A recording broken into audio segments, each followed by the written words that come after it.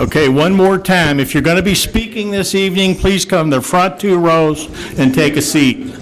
Do not sit in the back, or I want you in the front 2 rows. That way we don't trip on each other getting in and out of aisles, and it also saves times. It moves things along quicker.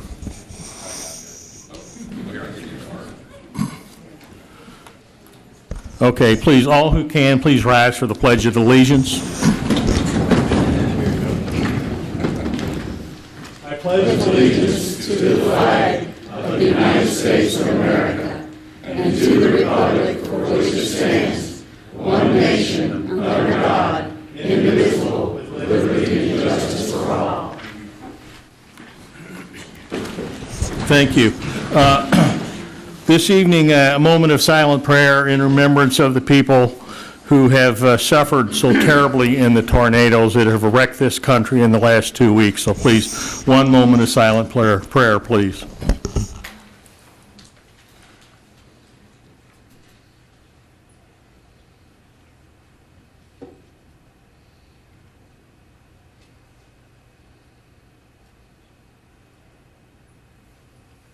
Okay, with that, we'll call the meeting to order. Looks like everybody's in attendance tonight. Thank you so much. First thing on our agenda will be the approval of the minutes from the May 6th meeting.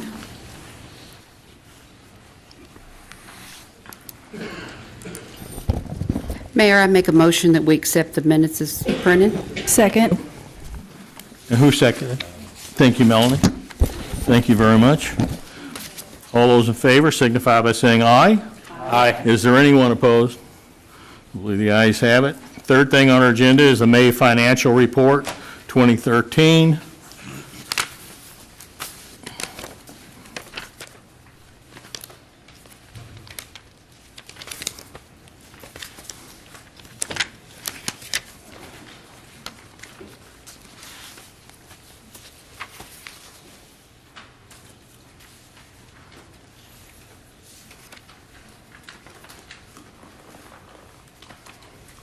Mayor, I'll make the motion that we approve the financial report for the month of May. Thank you, Melanie. Thank you, Jean. All those in favor signify by saying aye. Aye. Is there anyone opposed? With that, that brings us to the mayor's opening remarks. I want to thank everybody for attending this evening. We have a rather large crowd. Again, I will ask that anybody who wants to speak this evening needs to come down to the first 2 rows and sit there, not in the back. Because this is going to be long and arduous, I have decided to put a 1-hour time limit when we get to the second reading of the compensation ordinance. And what we'll do is and we'll have pro, con, pro, con, pro, con. There's probably a lot more cons here than pros. I can see that, and that's fine. Everybody gets 2 minutes to speak, okay? This is the timer.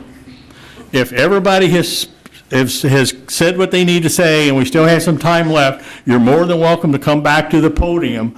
And again, we'll start you off at 2 minutes to speak. When you come to the podium, I expect you to say who you are, give your address, and then there's a sheet on the podium also that needs to be filled out that asks for your name and address.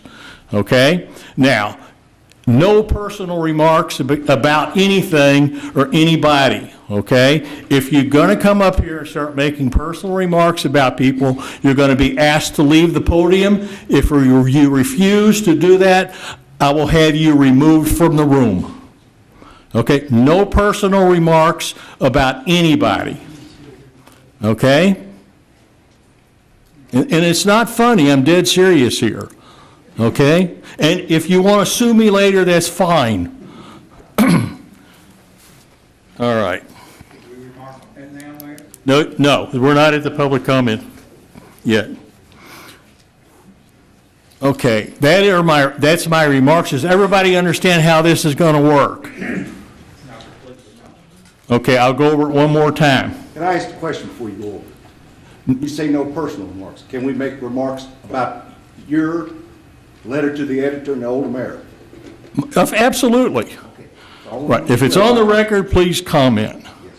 Okay, but, we've been through this, I've been in this town for 35 years, and I've heard these things get so far out of hand and nobody tries to keep them in hand. Tonight, I'd like to be able to do that. Let's show a little respect for one another, okay? That's all I ask, okay? All right, is that asking too much? I don't think it is either. Okay. At the end of my remarks, or no, it's not either, because you wanted a clarification. We're going to have public comment for 1 hour. Each person gets to speak for 2 minutes, okay? And then after the 2 minutes, you'll sit down. The next person will come up, give their name and address. Okay? All right. Now we're at the public comment and discussion section. Do not come up here and talk about anything that's on the agenda. You will have plenty of time to do that later. So anybody that wants to come up and make public comment about anything, this is your time to do it, and we'll certainly try to answer whatever questions you have. Don't make any comments about what's on the agenda? No. Because when we get to that agenda, when we go into public comment, that's when you'll be, or we go into public discussion, that's when you'll be able to make comments about those items. Okay? Yes. I'm Dewey Watering. I reside at 3520 Rockrose Lane, LaGrange, Kentucky. I'll just comment on your comments about people being allowed to speak and limiting things to 1 hour. If my calculations are right, each one of these council members get about $500 per month. They meet once a month. I realize they have extraneous things they have to work at, but I think you're asking just a little bit much. $500, and how long do they meet? Most of the people in here don't make that kind of money per hour, and you want to limit people's free speech to 1 hour? I think it's ridiculous, Mayor. Thank you. Thank you. Anyone else?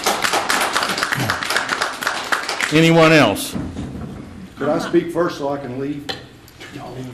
Yes, you should. When we get, no. When we get to the second reading of that ordinance, I'm assuming that's why you're here. Then you may come up. If everybody agrees you can speak first, that's fine.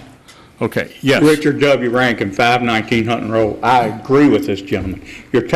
I believe everybody in this room stood and put their hands over their hearts for the United States of America, which we stand for. Mm-hmm. What you're sitting there and telling us, we're not standing for. You're limiting us to speak our piece, Mayor.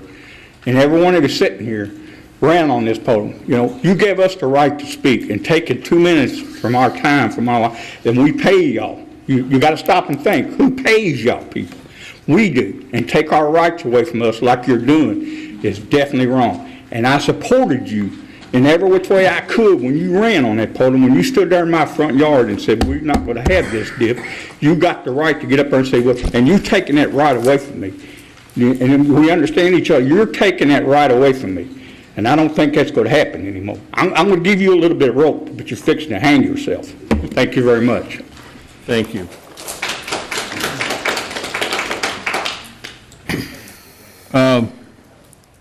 Mayor, Yes? would it be possible to ask for a 1 minute extension? Absolutely. Okay. I prepared a 3 or 4 minute talk. Right. I tell you what we'll do. When we get to the second reading of that ordinance, okay, before we go into public comment, okay, or public discussion, I will ask the court here what it is they would like to do and how they would like to handle it. Okay, and we'll see where we go with that. I didn't expect to be here all night, but I thought I think you will be here all night if we don't put a limit on it, but that's fine. You know, if the council is willing to be here all night, then we'll be here all night.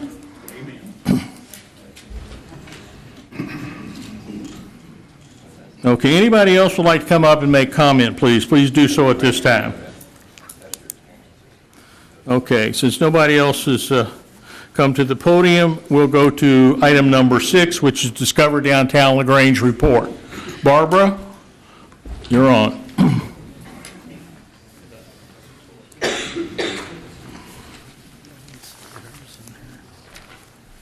Should I say for the lighter side? Hopefully, this will be my last time to get to come and fill in for the director with the report. We've been working on a couple of things for our accreditation with the state. One of the things that we had to do, we needed to update our mission statement, and we also needed to update our vision statement. And I'm going to read you, this is our new and improved mission statement. This is what Discover Downtown LaGrange is about.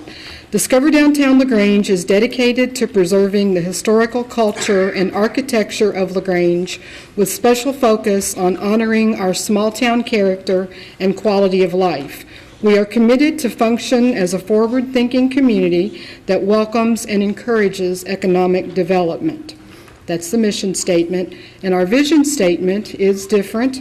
Our vision statement is improve the community experience for residents, business owners, property owners, and visitors.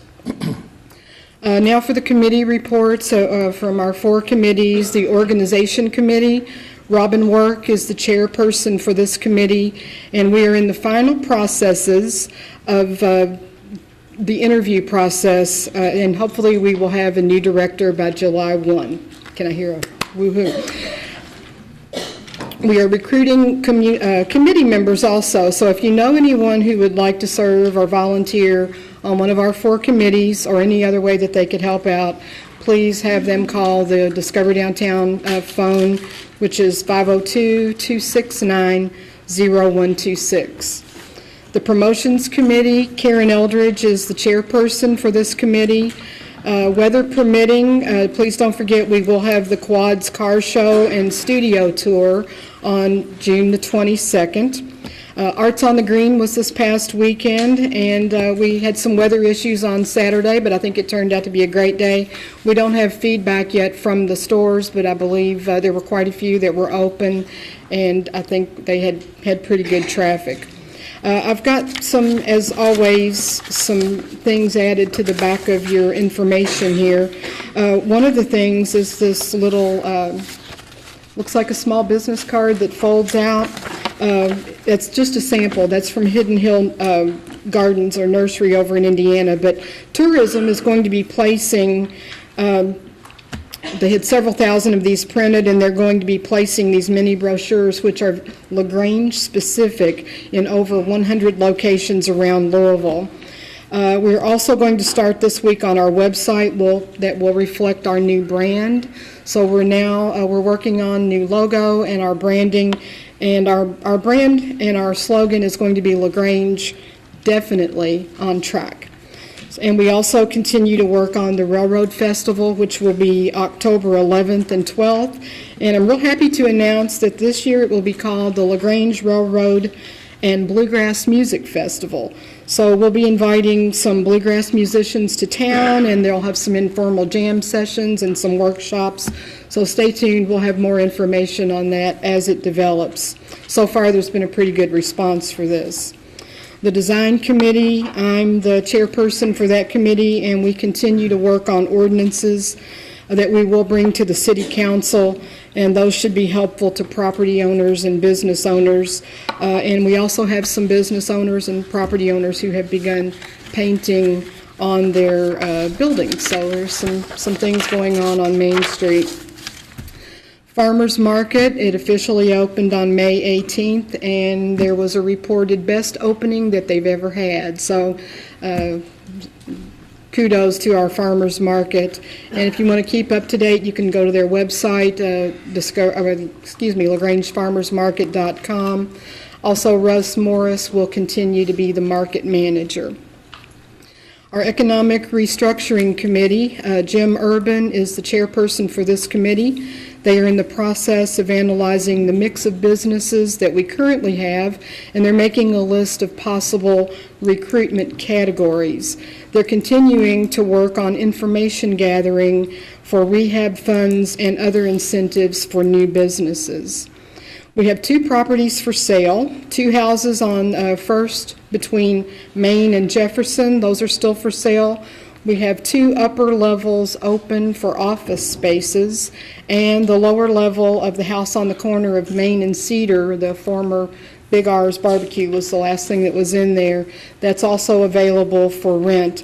Tom Clemens is the owner of that property, and he is right now, as we speak, talking with some potential businesses that will go in there. So we're hoping to have another business in there before long. We also have a new business in one of the incubator buildings. It's called the Pink Bee. Dora Willis is the owner, and she sells handcrafted items, hair bows, flip-flops, dresses, blankets, and jewelry, and she'll also be carrying other handcrafted gifts. So if you have anyone that's interested in opening a business, please have them call us, and again, that number is area code 502-269-0126. That's all I have. Anybody have any questions for Barbara this evening? Thank you, Barbara. Thank you. Next thing on our agenda will be the LaGrange Utilities Report.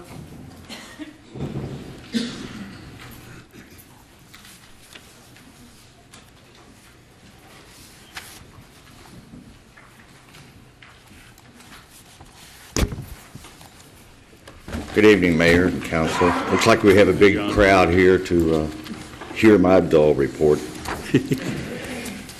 I start off with our commission meeting on May the 13th.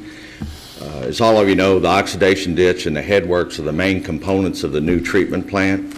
And the oxidation ditch is essentially finished except for adding the mechanical aerators. There's 3 of them. They'll be delivered probably in the next couple of weeks, and then they'll be installed.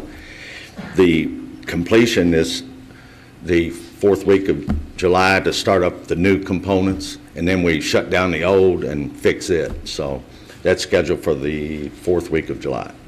They moved it up probably because of delivery dates on mechanical equipment and electrical equipment. To date, we paid the contractor about $1.5 million, and we have approximately 175 or so thousand in retainage, so he's due that much money. On the Madison Street pump station project, where we're replacing that pump station, we had a little trouble with the force main alignment going through some private property, so we went out and re-looked at it again, and we were able to relocate the force main in a location that would better suit the property owner. So, and that project's going along pretty good. We'll have construction plans fairly soon. And we also, as a commission, we agreed to schedule a personal meeting with DOW to discuss our wastewater projects and the agreed order. We send them a quarterly report, but we decided to have a face-to-face meeting with the whole group at one time. And the commissioners also agreed that we revise the agreement with Oldham County Environmental Authority and send in that final draft to them. And Steve, you helped us work on that. Thanks. On our loan with the Kentucky Rural Water Finance Corporation, we've requested funds a little bit over $2 million, and that's in a separate bank account. And we've also prepared a Olda was at our last commission meeting requesting a right of first refusal on our 10-acre property. It's actually owned by the city, but that's where the treatment plant is. So I think with the help of Steve also, our attorneys prepared a statement of intent that the commission will probably act on the next meeting and get that to Olda. So that'll be on the record. On our wastewater account, we had a pretty good month. As you see, the beginning balance, well, I hope y'all can see with the report, was about $237,000, and now we're a little bit over 300. We're up to 325,000 in that wastewater account. And we did spend approximately $1,800, but we did spend more money than that. That was just one item that happened to be paid for that month to do some sewer rehab work. I guess I'm gonna have to, we've also started a water improvement account, and I didn't have that. We just initiated that though, but I probably have to add it to this report. That's supply, John, water supply? Yes, water and distribution, yes. Our financial summary, we had about a balance of about 250, and we took in 230 and spent about $200,000, and we deposited another 24,000 or so to the wastewater fund out of the sewer rates, leaving us a pretty good balance, a little increase. The thing I want to point out on the water and the sewer charges, as you can see, they were actually a little bit less than last month, but the other income that you see in those two numbers, that was the money the proceeds we got from the sale of the office at 203 South Walnut, and all the property we sold, other surplus property. So we split that almost equally. It's off a little bit, but I'm thinking there's some other small that was either water or sewer only. And as you can see, that, of course, that helped us have a pretty good gain at the bottom, total for the month of about $142,000 gain. But like I said, most of that was from the proceeds of the buildings and the sale of surplus property. So it's improving each month as we go. And we are on the agenda for the two things, sewer rates. We need the rates. The primary reason is to pay for the note on a $4.5 million project to fix the wastewater treatment plant and expand it. And of course, our budget is also on there as one of the items also. So that's all I have, Mayor. Any questions for John this evening?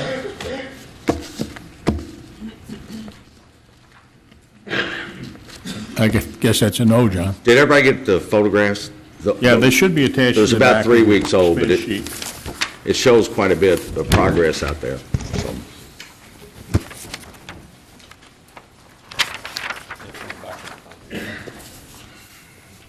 Thank you. All right, thank you. Next thing on our agenda is a resolution. Resolution 5-2013, approval of a lease agreement for HDB service. Steve, if you will. Thank you. City of LaGrange, Kentucky, Resolution 5, Series 2013, a resolution to acquire certain assets of the HDB Service Group, Inc., whereas the mayor of the City of LaGrange has the authority pursuant to the provisions of KRS 83A.130 and other applicable law to make any recommendations for actions by the council he finds in the public interest, and whereas the mayor recommends that the city council authorize the mayor to enter into a lease agreement, the HDB Service Group, Inc., DBA, Oldham's Public Bus of 412 East Main Street, LaGrange, Kentucky, pertaining to a bus. Now therefore be it resolved by the City Council of the City of LaGrange, Kentucky, 1, that the City Council does hereby authorize the mayor to enter into a lease agreement with the HDB Service Group, Inc. concerning a 2012 Ford E350 bus for a period of 4 years. A nominal consideration in the amount of $1 per annum will be paid until June 30, 2017, at which time the bus will become the property of the City of LaGrange, Kentucky, adopted and approved this 3rd day of June 2013. Thank you, Steve. Does everybody understand this resolution and what this is about? Are there any questions?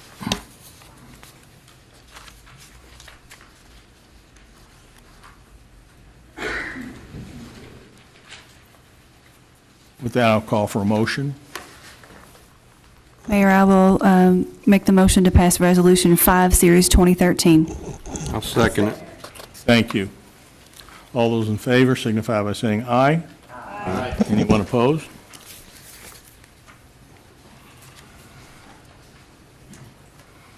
Okay, that brings us to item number 9, which is the second reading and public hearing of an ordinance 8-2013, an ordinance relating to the imposition and administration of a payment of a compensation tax.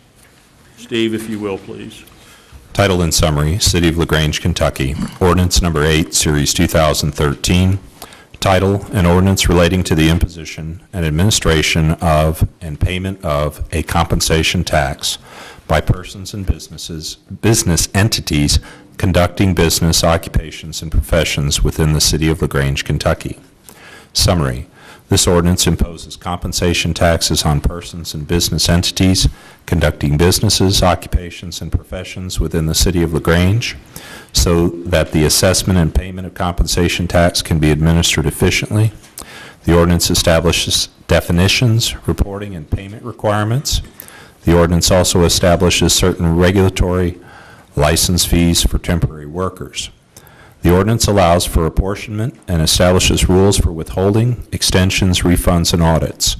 Rules for administration are established, and there are provisions made to ensure confidentiality. The ordinance imposes a penalty for noncompliance and directs the specific use for the tax. A severability clause is included. Finally, an effective date is established and a date for terminating the effect of the ordinance is established.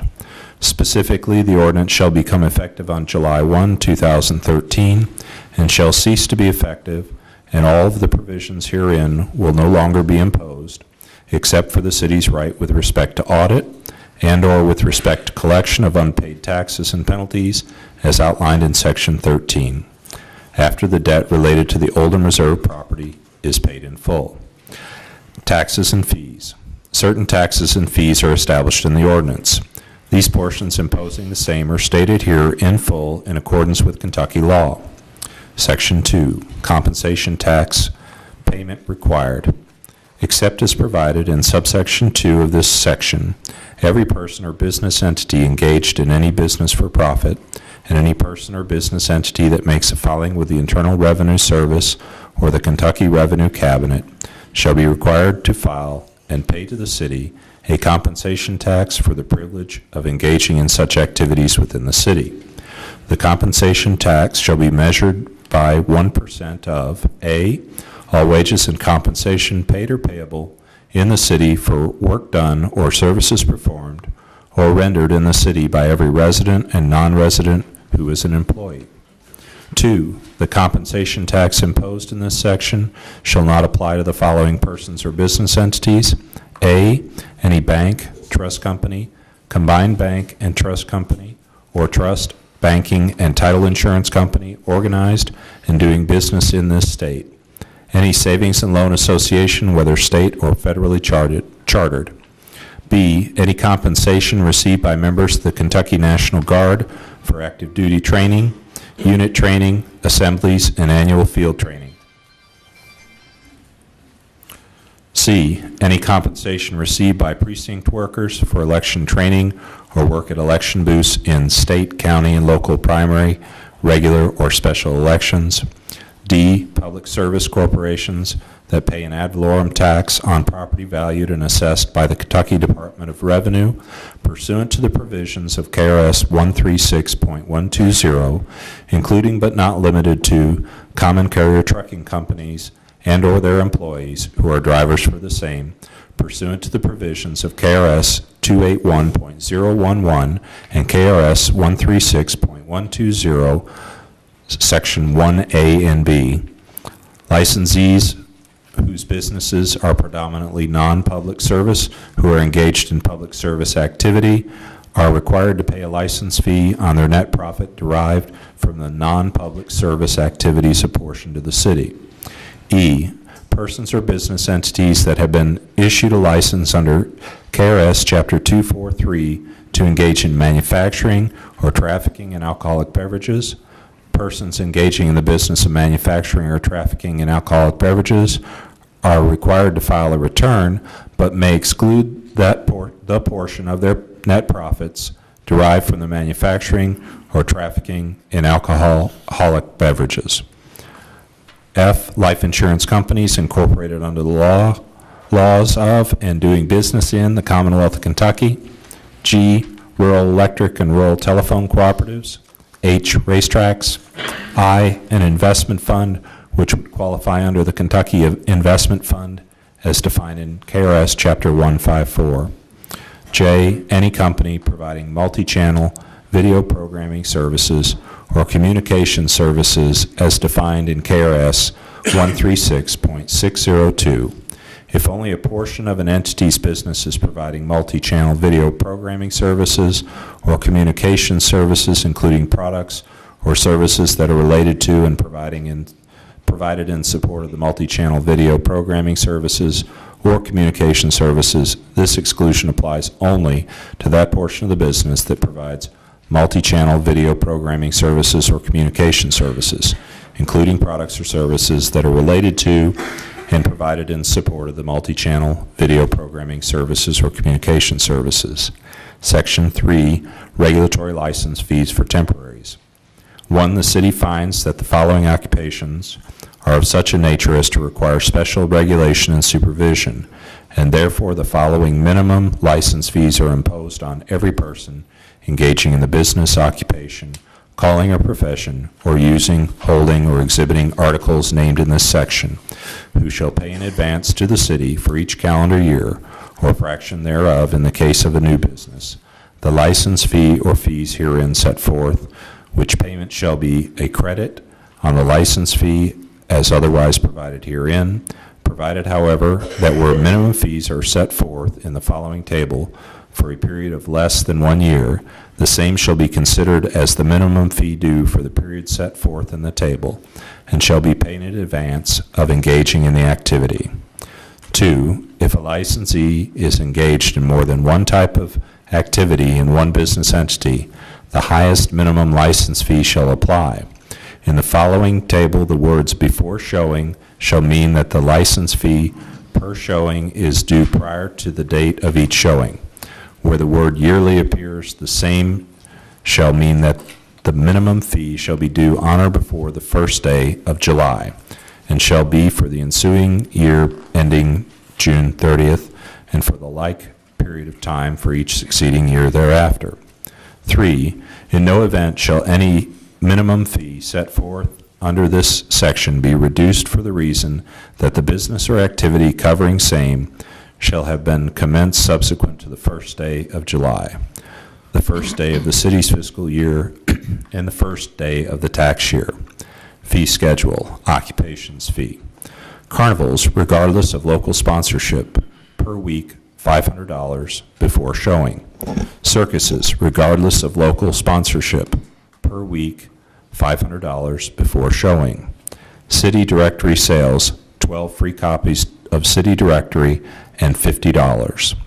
Door-to-door salesman, whether itinerant or not, $100 each salesman yearly. Nurserymen or farm workers itinerant, yearly $25 each nurseryman or farm worker. Peddlers. 1, produce grown or produced in the county, exempt. 2, general peddlers, yearly $50. 3, peddlers participating in festivals sponsored by exempt organizations defined as exempt under Section 1, Subsection 2, exempt.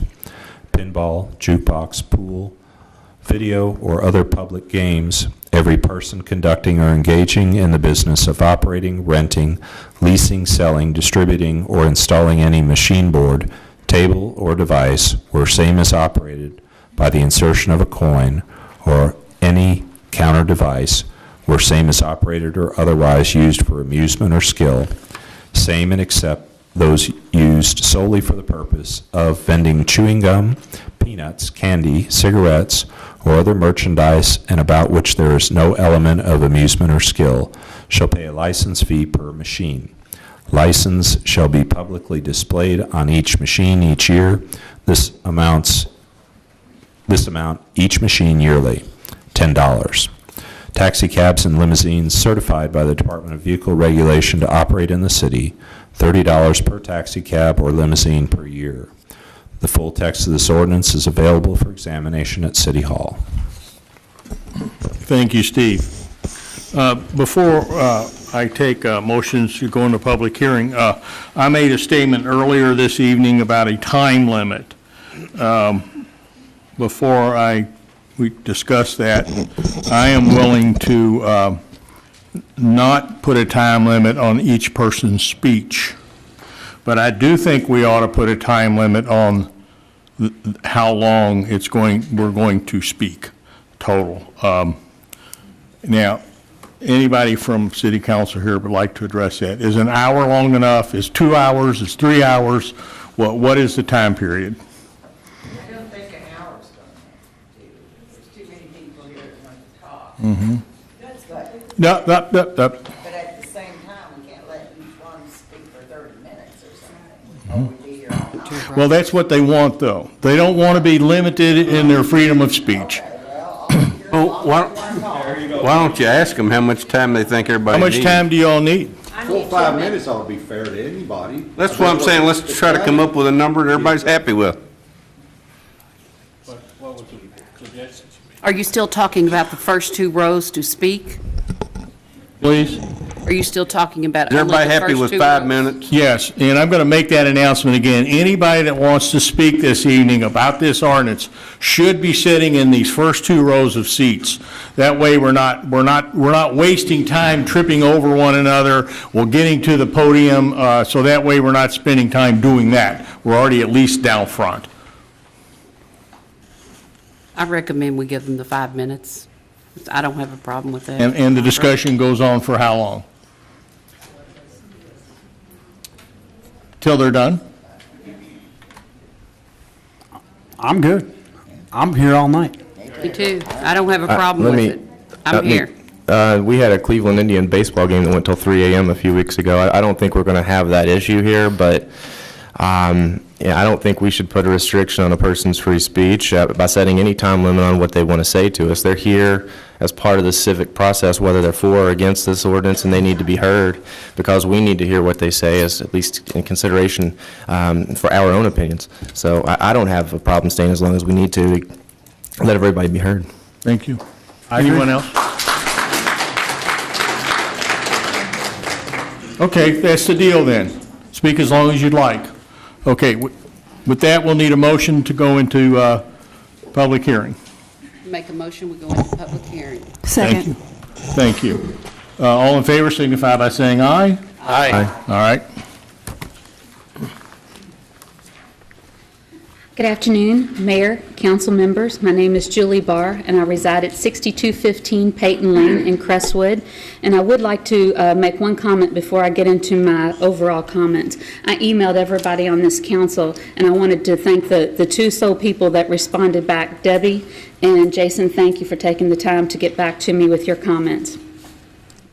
I am here tonight as an elected official that has to work within a budget, a citizen that works in LaGrange, and an employer that is concerned about her employees that work in LaGrange. Let me say that I believe each of you to be honorable people. You want the best for your city, as we all do, and that is certainly understandable. The problem in my mind is you operate on tax money and fees like all government offices do.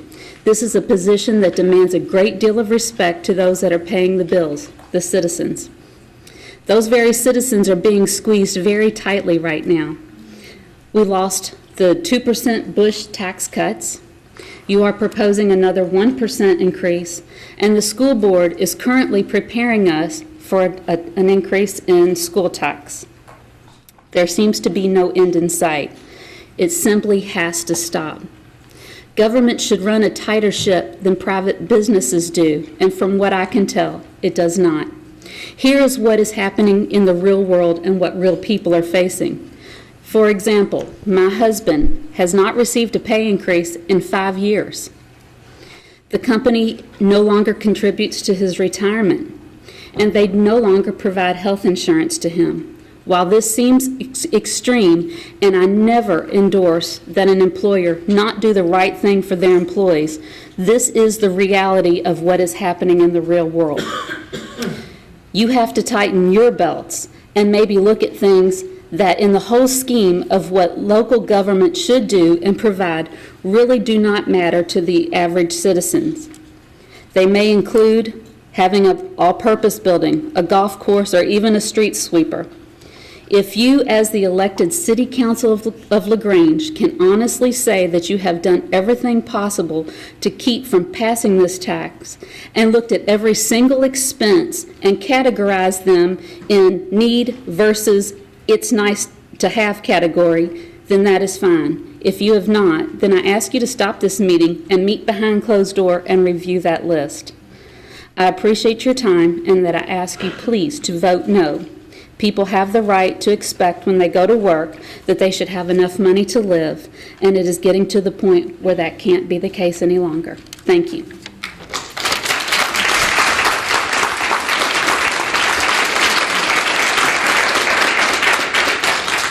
Thank you. I'm writing really fast. Shorthand.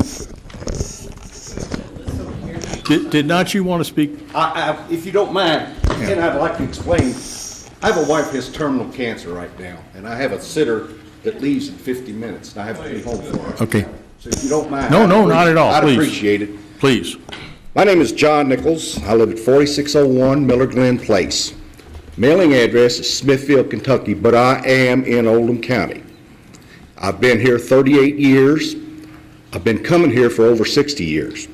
I am a senior citizen, and I want to say a couple things. Number one, when I say you, I'm referring to you, the government, because tonight you're all the government that we're talking about.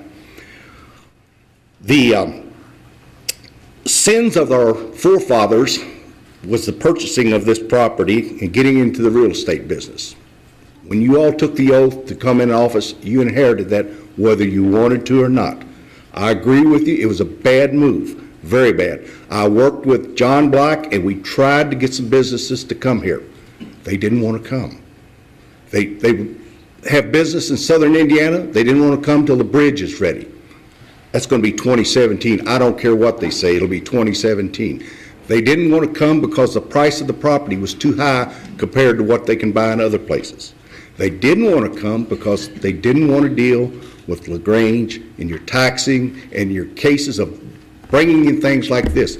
They want to deal with a big government. These are big enterprises that do a lot of money. They just don't want to come. And I dealt with them. And I'm not a beginner at this thing. I worked for Ford Motor Company. I used to spend $6 million a day for them. I have a degree in business and commerce from University of Louisville. I have a minor in computer science from McKendree University. I know what money is. In fact, I'd like to correct a couple things. Number one, the $600,000 you propose to remove from the economy on this occupational tax is what I'm going to call it, equates to $4.2 million because the paycheck of every human being that spends money has what they call folds and turnovers. Turnovers means it's spent 7 times. So you're actually looking at 7 times $600,000 or $4.2 million. I want to know, are you all prepared to become the Detroit of Kentucky? Because that's what happened to them. I mean, they lost business, they kept raising taxes, and now 2 out of 3 buildings are boarded up. You maybe say, well, that's not going to happen. That's only 8,000. It can happen. I've said this once, I've said it 100 times, just like Julie said. The Horn of Plenty is empty. I told you I was a senior citizen. We got a 1.7% raise this year. You want to know how my money went? After I paid for the increases in Social Security, my wife and I had $12. That paid for the increase in my homeowner's insurance, which is going to go up again next year and for 3 more years because of all the damages done. We have to pay for that for all the tornadoes and so forth. My car insurance went up $7.50 a month this month because of the way people are treating their automobiles and so forth. It just went up. Now, I can't fight any of that. I can't fight anything else. I want to ask you, the government, what do you want the senior citizens to give up? Do you want them to give up food? Do you want them to give up medicine? What do you want them to give up? Because most of the people that work in Walmart are senior citizens. A lot of them working in a lot of these small businesses in LaGrange are senior citizens. You're asking them to give up 1 more %. They don't have it. I will tell you right now, there is no money there. We just live. That's all we do. We just live. Now, I have a couple of suggestions, and you won't like them, but this is a solution to get out of them. Number one, the good citizens of LaGrange can file a petition with the state and ask for a vote and unincorporate. and everybody in LaGrange loses their job, all the assets get done away with, and they will pay your bills off. And then they'll turn over what's left to somebody else. The state decides. Number two, you can reduce everything that costs money down and have maybe one person, and they'll give you an office in this building to sit out of, and you pay the bills. You're looking at probably 7 years just to pay the bills off. This real estate that you're looking at, it's not going to have that exit put in for right away. It's not going to have a school because the school board has their own idea. They're in the real estate business also, only they're paying a lot more for theirs than you did yours. But at least it's not against the law for the government to go into business commerce against the public. Oh wait, maybe it is against the law. You're not supposed to be competing with private commerce when you bought this place. It's not your mistake, but you inherited it. Now, this time, I want to know, what do you want us people, the old people that are poor, what do you want us to give up so you can have this 1%? Do you want us to give up living? Do you want us to give up our homes? What do you want us to give up? You're asking these people to give up, and you'll say it's only 1%. No, it's not 1%, it's 7%. Because that money turns over. I take $1 and I earn $1, I spend it at Dairy Queen, and Dairy Queen pays a salary, and that money keeps going over and over. That's what turnovers are and what we're talking about. You don't have any idea what commerce is. So here you are trying to decide, I'm going to spend more money. Well, this is a line in the sand for you, Mr. Government. No more. We're finished. No more spending. You cannot take from us because there isn't anything there. The horn of plenty is empty. Now, if you think you can do it, go right ahead. I'm sure the lumber company around here will be ready to start selling lumber to board up buildings as these places, because they will leave. You think, oh, they won't leave over 1%. I've seen them leave over less money than that. Now, thank you for your time. I want you to think about this. And I'm available. I will sign my name here and put my address here. I'm available to tell anybody about commerce, business, what it takes. But you've got to get in with what's going on. You cannot go out there just on a wild whim. Thank you. Thank you.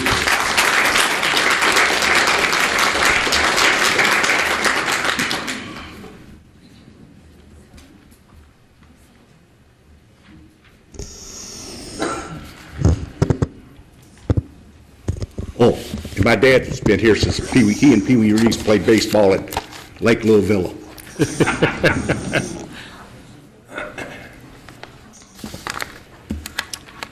My name is Linda Miller Waits, and I live at 521 North 4th Street in LaGrange. I was born and raised in Oldham County. And as a resident of the city of LaGrange, off and on for the past 15 years, I have come tonight to voice my support for the proposed 1% compensation tax. We all know hindsight is 20/20, but approximately 7 years ago, a decision was made to enter into a venture to develop land for the future revenue-based growth for the city of LaGrange and Oldham County. In retrospect, I do question the research done prior to this partnership as to who would be interested in this area. Unfortunately, now this development stands unfinished, and citizens are facing a decision that could potentially devastate the city of LaGrange. Any further tax on property owners of the city, especially the lower income and those on fixed incomes, could adversely affect those facing more property taxes. Council members, please vote for the compensation tax. And fellow citizens, encourage those responsible for bringing growth and revenue to our city to be more aggressive in this endeavor. More choice of nice sit-down restaurants would be good. Look down the road at Buckner, the huge manufacturing company that's being built there. Look at Crestwood. They're bulging at the seams with strip malls and businesses. If the city of LaGrange is forced to default on this loan, the city itself may become a ghost town as more and more property owners decide or may be forced to move to get away from further property tax burden. Thank you. You please write your name down. Okay. No applause?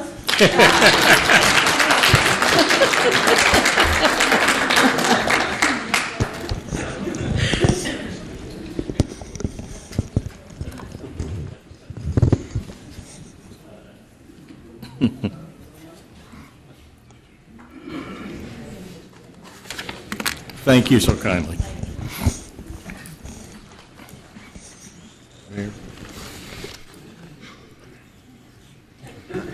I'm Marvin Yance. I live at 115 Hoffman Lane. I've never been to a council meeting like this before. I'm very nervous. When I'm giving John Black hell out on the street, I do a real good job. I took it upon myself. I'm opposed to this occupational tax. I took it upon myself to get a petition, and I put a petition out in the local businesses. And I apologize that I only have 3 copies. I actually couldn't afford 9 copies. I'd like to present 3 copies to the council. Yeah, I'll tell you what we'll do. If you'll bring those up here, I will give them to Stephanie, and they will be made part of the record. Okay? I have about 1,062 signatures here. Gathered in LaGrange. I got these. Everybody see this? Gathered in LaGrange. I got it. Okay.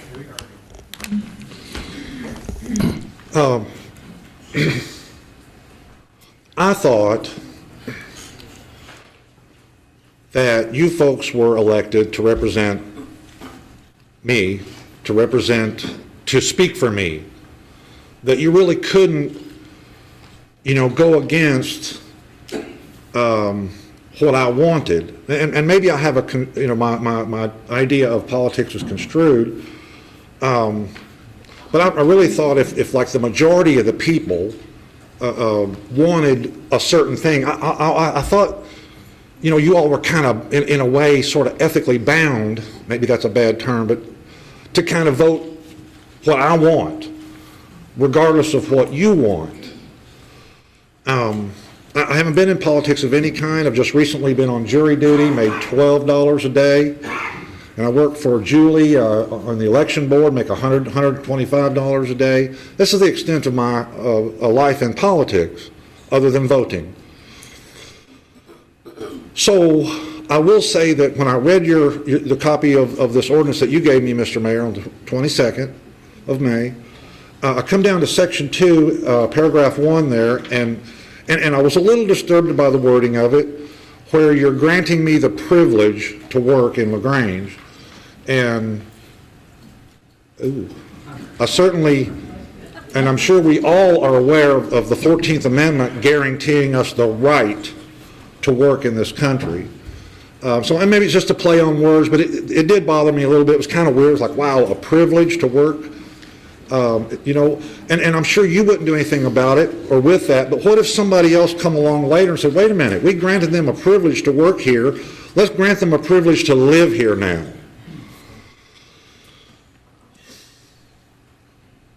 I think that's all I have. I ask you to vote no on this ordinance. Thank you. Thank you.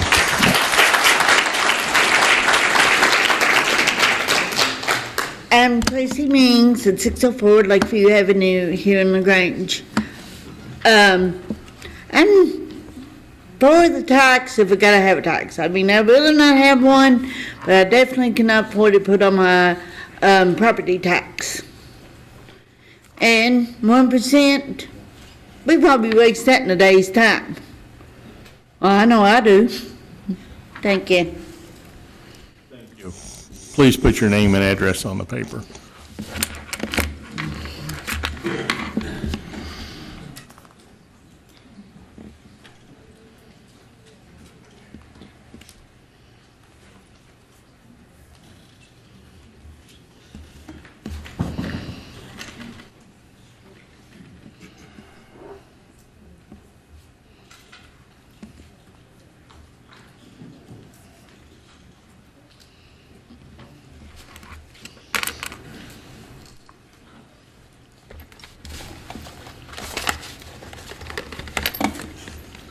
Good evening, I'm Dewey Watering, I reside at 3520 Rock Rose Lane, LaGrange, Kentucky. That's misleading because I actually don't live in your city limits.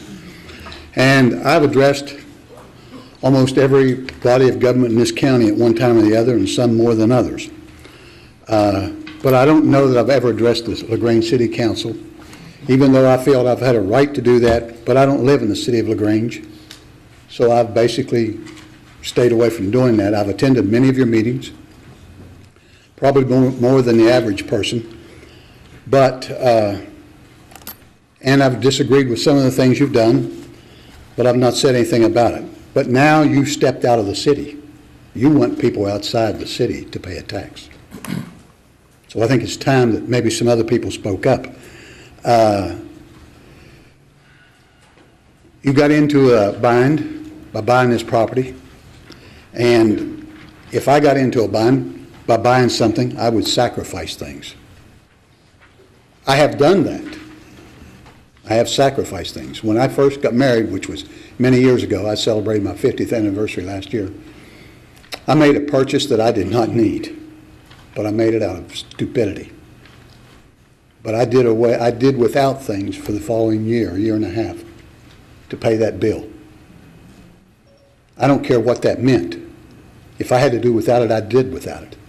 And I'll guarantee you today that if something was about to happen in my home, you would see a lot less things in my driveway, particularly. While I can afford them, but if I couldn't, I'd get rid of them. I would not ask any of you to pay for them, none of you, because they're my responsibility. But what you're doing is you're treating the people who work in this town but don't live in this town, you're treating them like the family dog. You're angry, you don't like what you got, so you just kick the dog. That's wrong. The city of LaGrange got themselves in this mess. The people that live outside of the city, well, except for maybe some in the county that was in on the idea, spending can be reduced. I mean, I haven't seen anybody that couldn't reduce spending. And I work for the government. I know the government can do it. Does the city need a golf course? Does a golf course pay for itself?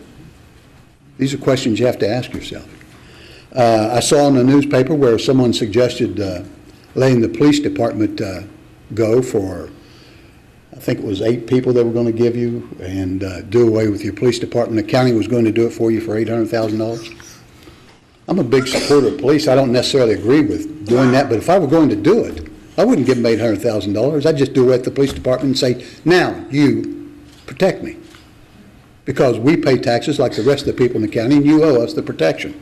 Maybe a little bit more since we're densely populated. I'm not trying to get you out of a job, Chief, but the fact of the matter is, you know, if time's called upon it, before I'd ask somebody else to pay my bills, I'd do something. This bus service that you're considering, I listened to their plea in fiscal court here a few months ago, and listened to some of the people that ride that bus talking. It's sad. It is really sad. But I also figured out how much it costs you per ride. You could probably hire a cab just about as cheap. I mean, it was expensive. I was shocked at how much each ride cost on that bus. This was back when I guess the county was considering taking it, and now they're going to help. But anyway, you're going to tax, or you want to tax, the people who can afford it the least. You're not going to tax the insurance companies or the banks. See new banks coming up all the time. They have plenty of money, but you don't tax them. Maybe it's the state prohibits it. I don't know. But the fact of the matter is you're not doing it. Who you are going to tax are the poor people at Walmart, the people who work for your county government who are losing money. And you know what hits me the most is the poor kid that's serving you ice cream down at the Dairy Queen or giving you the hamburger at McDonald's. You want 1% of their money too. I listened to this bill or ordinance, and I didn't hear any exemptions for those people. You want their money too. They didn't have anything to do with Oldham Reserve. They didn't do a thing to deserve it, but you want their money. You know, the fast food restaurant employees, the school children, and the list goes on about the people you're going to tax.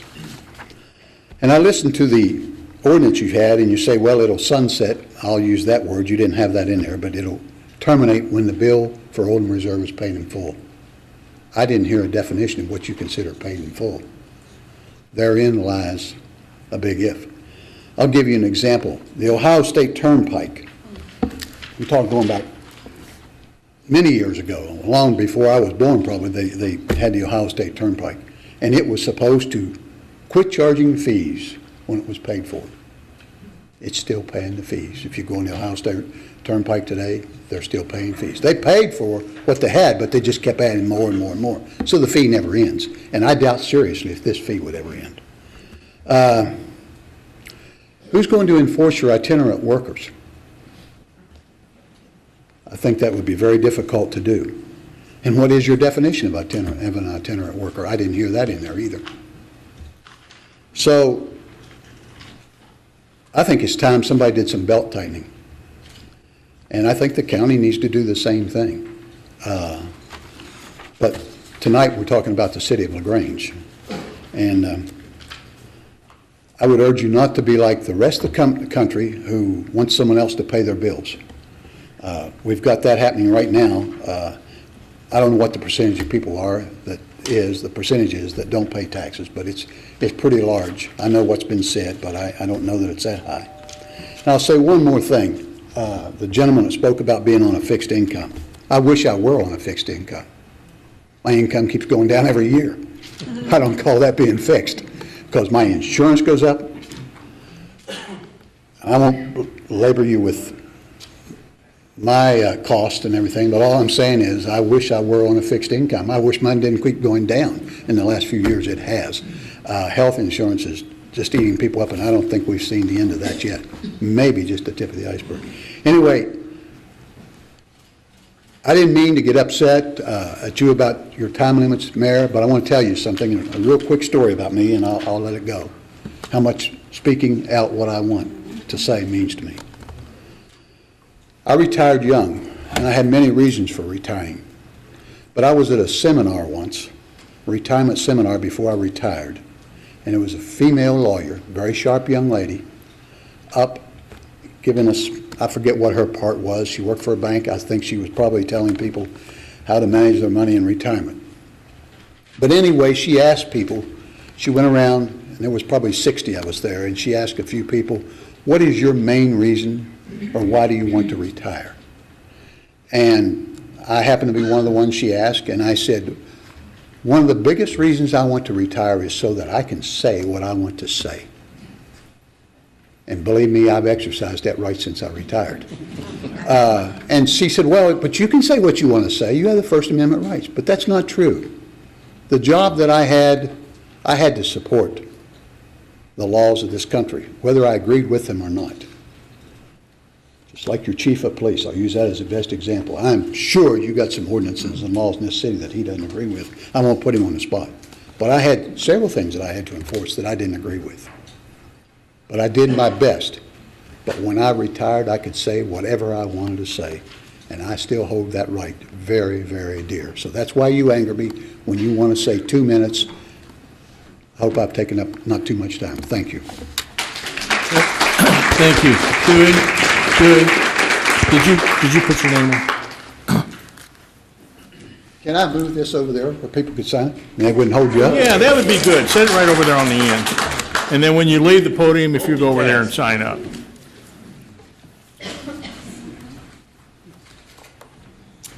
I'm Michelle Klein. I own a small business in the city of LaGrange at 109 East Washington Street, and I'm a nervous wreck.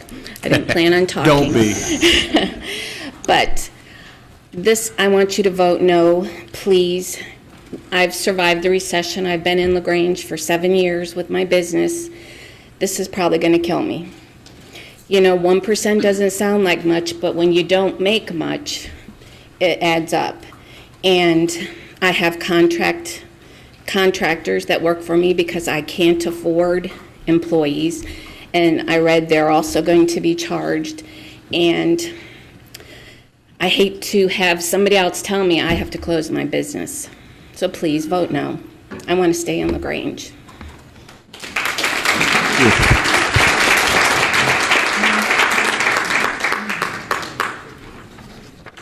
Hello, my name is J.D. Sparks. I live at 6516 Ashbrook Drive in Pewee Valley, and I'm an employee in LaGrange. And according to the Old Mayor, I'm one of those 80% of freeloaders that don't contribute to the city. I would disagree with that because I think that if the 80% of people who work here but don't live here were to leave and never come back, there wouldn't be much of a city left.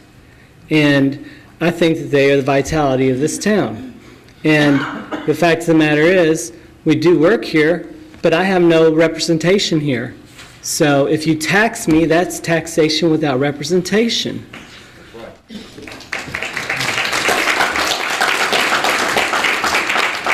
I appreciate the mayor's dilemma with Oldham Reserve, and I respect that this is a hard decision that you guys haven't come to lightly. So, I'm not mad at any of you, but I feel that these repeated efforts to create a regulatory environment that discourages people from opening businesses and coming to LaGrange is very haphazard and it's inappropriate. Right now, you have a business tax already in here, so that's one layer of taxation. So then also, if you own a business and you have distributors that come to this town, they are forced to get a business tax too. So that's another layer, discouraging them from helping the businesses in our town. Then on top of that, you're going to add this new tax. And like many other people have said, there's only so much you can give before you break them. Right? So Oldham Reserve and the county in general have tried to attract businesses to this area. I think this is doing the exact opposite. One of the things that they had presented before, and I don't mean to step on anybody else's toes if they come up here to talk about it, but one of the things that they've bragged about is don't go to Louisville, don't drive all that way and then pay those crazy taxes in Louisville. Stay out here in LaGrange, you'll have a pay raise because you're out here in the countryside, you haven't driven, and we don't have those crazy taxes. Well, you're certainly changing that scenario.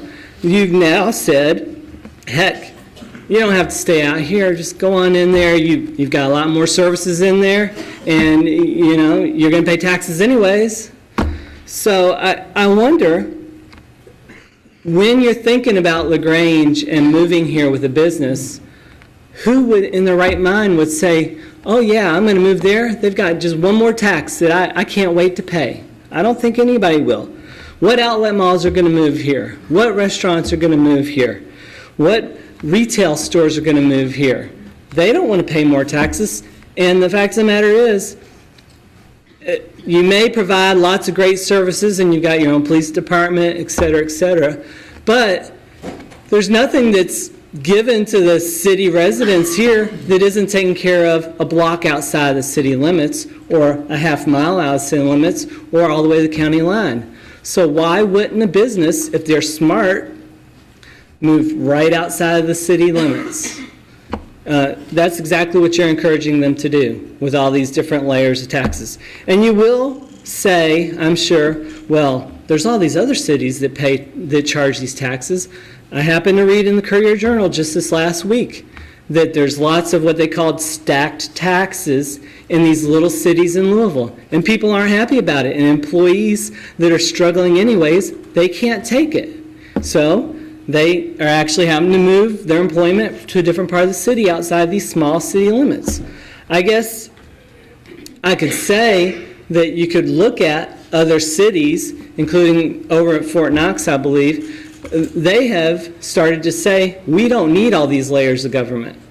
And they merged their county and their city governments over there. It will reduce redundancies. It will help pay the taxes, pay the bills, because apparently, the city is struggling, but there's other layers of our government that are paying their bills. So I might think that when you're talking about reductions, we might actually consider that. How many people are we paying for code enforcement or for police or for, et cetera, administration, HR, all these things in the city government that we could combine our forces together and work together to help reduce the amount of burden on the citizens that we all represent. I hope you might think about that, and I appreciate your time, and have a good day.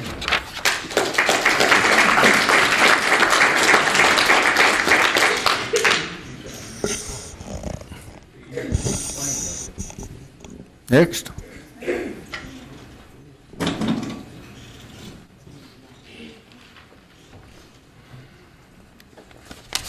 Good evening, ladies and gentlemen. My name's Richard Morris. I live at 304 Maple Court, LaGrange, and I don't have a college degree in government. I don't have a college degree in finance. But a long time ago, I realized that in government, it didn't matter whether it was LaGrange or Louisville, things didn't add up to an uneducated little boy. So I started studying about what was going on. And in reference to that, I was in Louisville, and at the time they had two newspapers, and you couldn't make head nor tails of the story. And I started studying, and I've gotten a degree in just about life. And it winds up from my old doctor. Helped me in more ways than you can imagine. And he always told me, in some of the information and action meetings, that if you want to do something, anything, effectively, profitably, for the least expense, you want to create something, you want to do something good, make the most money and least cost to everyone, do it in the private sector. Don't let the government do it. They can't do it. It's impossible. This is another good example that the government is not effective in this area. Matter of fact, it's not even the business, I heard it mentioned earlier, it's not the business of government to compete with the private sector. They're here for other legal means. You might even consider when they do that to be illegal and expanded a little bit immoral. It's not the reason they're there. I received a letter about this, and I thought it was a personal letter to begin with, but it wound up being a government letter. And they sent it to the wrong address. That's just an early indication of what happens sometimes. Mistakes are made, but whenever you make a mistake in the private sector, if I make a mistake out there, start a business or whatever, Please speak into the microphone. When you don't do that, we lose you on video. On video, okay. Yes. I wanted to speak to those people at this point. If I go into a business venture and I make a mistake, it costs my neighbor nothing. It costs them nothing. It's just all on my back. If we do it, or it is done in the form of government, it costs everybody, one way or the other. If it's a profitable investment, what do you wind up with? Think about this now. More government, consequently, more taxes. Just the increase in the size of the government is the effect of that. I noticed there was, in this letter, there was a reference of 212 other cities in Kentucky, I think, that has this type of tax they're talking about. Don't get me wrong, I don't want a tax on my property, and I don't want a tax on my paycheck. Either way, it's not good.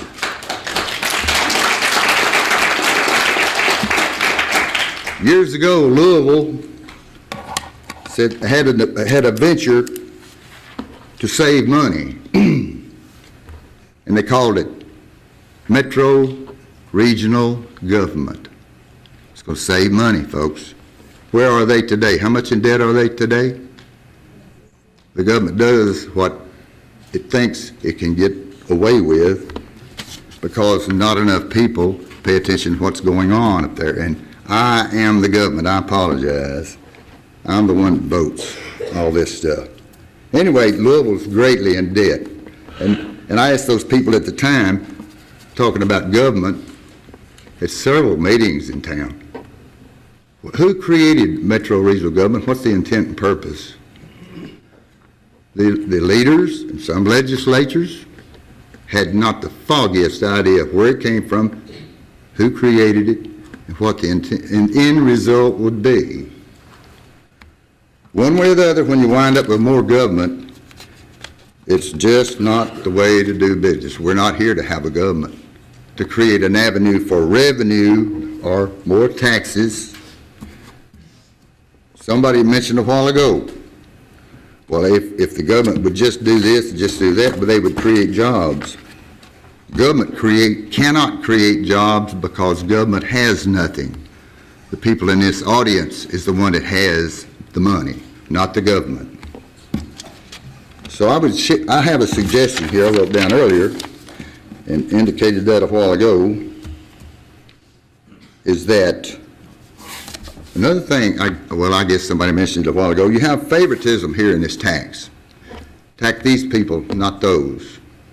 In the next issue, it's going to be tax those people and not these. And one part of that was it was kind of a threat that we're going to lose our police department. Somebody else was going to pay the fee or pay their salary, and we were going to not be taxed for that. It wouldn't cost the city that way. One way or the other, the end result of this, you're going to be taxed.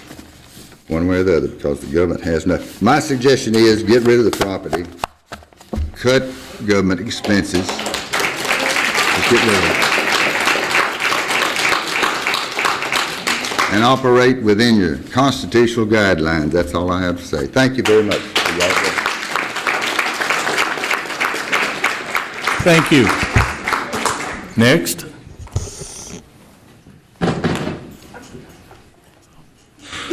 Hello. I'm Marilyn Pullum at 3501 Lowry Court, Crestwood, Kentucky. Just have a few questions tonight I would like to get answered. I know you're not going to answer one-on-one, but just something to think about. Number one, I don't think the government should be spending money, taxpayer money, for bad investments, which I know you say you're not involved, blah, blah, blah. Okay. My questions are there any more property purchases being considered? And how many other property purchases have been made in the past? And then my third question is, what's being done to cut spending like all the rest of us have to do?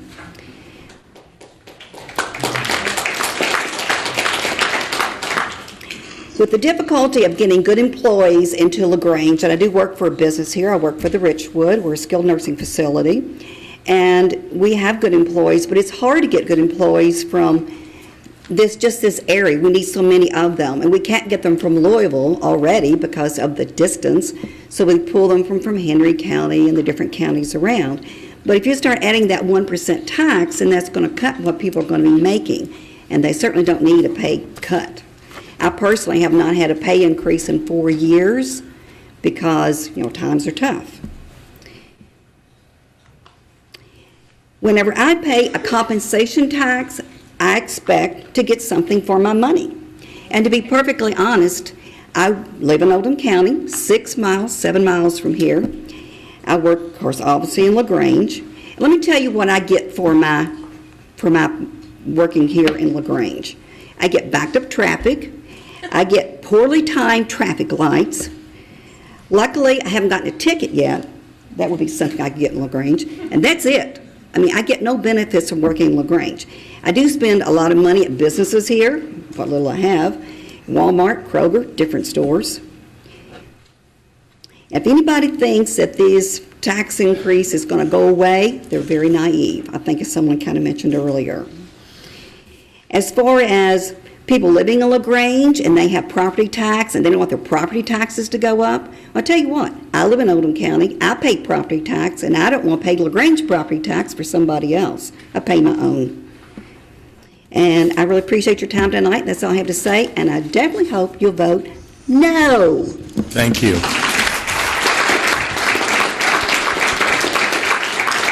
Next. Come on, guys, don't fight to be last. I will go. My name is Robin Vessels, and I did manage to speak to several of you on the phone. I spoke to you, Mayor, but there were a couple that I did not make contact with. For a living, what I do is I work for the Commonwealth of Kentucky, interviewing people who come to our office seeking food stamps, welfare, and Medicaid. Some of these clients work. They work at Circle K.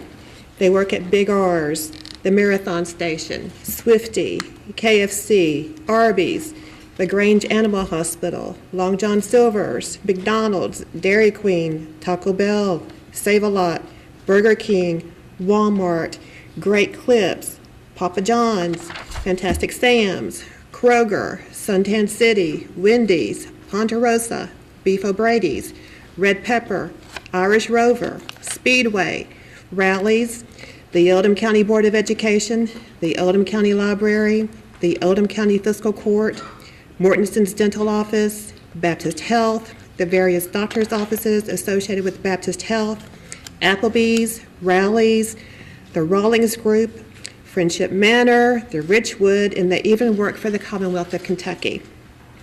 I also have clients who are volunteer firefighters with the LaGrange Fire and Rescue Department. And these are the same people that you want to pay a 1% compensation tax for being geographically disadvantaged. 46% of children attending LaGrange Elementary are eligible to receive free lunch. 6% of children attending LaGrange Elementary received reduced-cost lunch. Mothers and fathers living and working in LaGrange earn so little that their families are eligible for food stamps and free or reduced lunches. But yet, these children's mothers and fathers are the same people that you wish to impose a 1% tax upon. I have been a family support specialist for 5 years. In those 5 years, I have interviewed a wide variety of people, but I have never had to interview an employee of the City of LaGrange.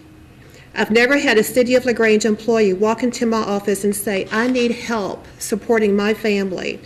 So please, when you look at your payroll numbers, please do not make the assumption that all workers in LaGrange are as fairly compensated. Now that I'm on the subject of your employees, I wish to broach the subject of a 2% raise. To quote Mark Twain, the more you explain it, the more I don't understand it. I hear that the police department in particular is the group that states that its officers need a raise or LaGrange will lose them to other cities. If your officers have not learned by now that the grass is greener on the other side of the fence because it is fertilized with fecal matter, then perhaps they do need to pursue their dream job with St. Matthews or J-Town.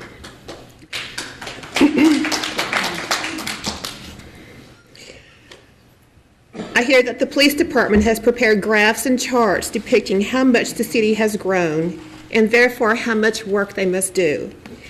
Having to do more work is not unique to the City of LaGrange Police Department.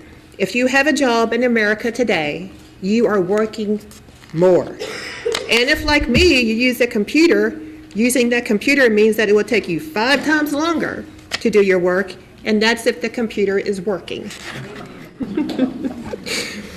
Your employees have a very generous health insurance plan in which the city picks up 95% of the cost. 95% of the cost of not only covering the employee, but 95% of the cost for covering the employee's spouse and the employee's children. For state workers, if they want their spouse covered, the employee pays anywhere from $298 a month to $546 per month, depending upon which policy they choose. If they want to cover their families, the employee's cost ranges from $310 to $650 per month, again, depending upon which policy they choose. For the least expensive plan, the employee pays 25% of the premium. For the next least expensive plan, the employee pays 31% of the premium. And for the next level of coverage, the employee pays 36%. And for the optimum plan, the employee pays 40% of the premium. As I stated before, I work for the Commonwealth of Kentucky. I have not had a raise in 5 years. State troopers, corrections officers, probation and parole officers, child protective workers have also not had a raise in 5 years. And yet you want us to give you 1%. all because we are the hapless victims of our geographic location. We can't afford it. I have visited the website of Oldham Reserve Business Park. Guess what the number one selling point in that appears underneath benefits? Quote, no occupational tax and business friendly.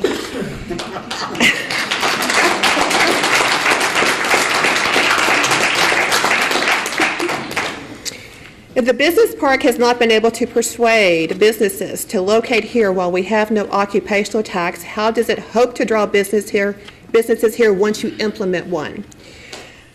I also read the potential economic impacts of the Oldham Reserve office campus development that was done for the Oldham LaGrange Development Authority and Oldham County Economic Development Authority, wow, that's a lot, by Dr. Paul Coombs, consulting economist. This report is dated March 18th, 2008, and is available on the Oldham Reserve's website under the designation of Coombs Report. Page 2 of his report states, quote, the development will diversify the county's tax base, which today is heavily reliant on property tax revenues from homes. Assuming the master plan is followed and supported by market conditions, Oldham Reserve will support between 4,000 and 11,000 jobs with a yet-to-be-determined mixture among office, hotel, and retail uses. This would represent a new payroll base of between $150 million and $470 million in the county, meaning a 1% occupational tax would yield $1.5 to $4.7 million annually. However, the tax structure is not now aligned to take advantage of employment centers. The city of LaGrange and the county would have to levy such a tax to take advantage of the diversity in the tax base, end quote. It would appear that at least since 2008 that both the city and the county have been itching for an opportunity to tax wages. This bond issue gives the city a convenient excuse.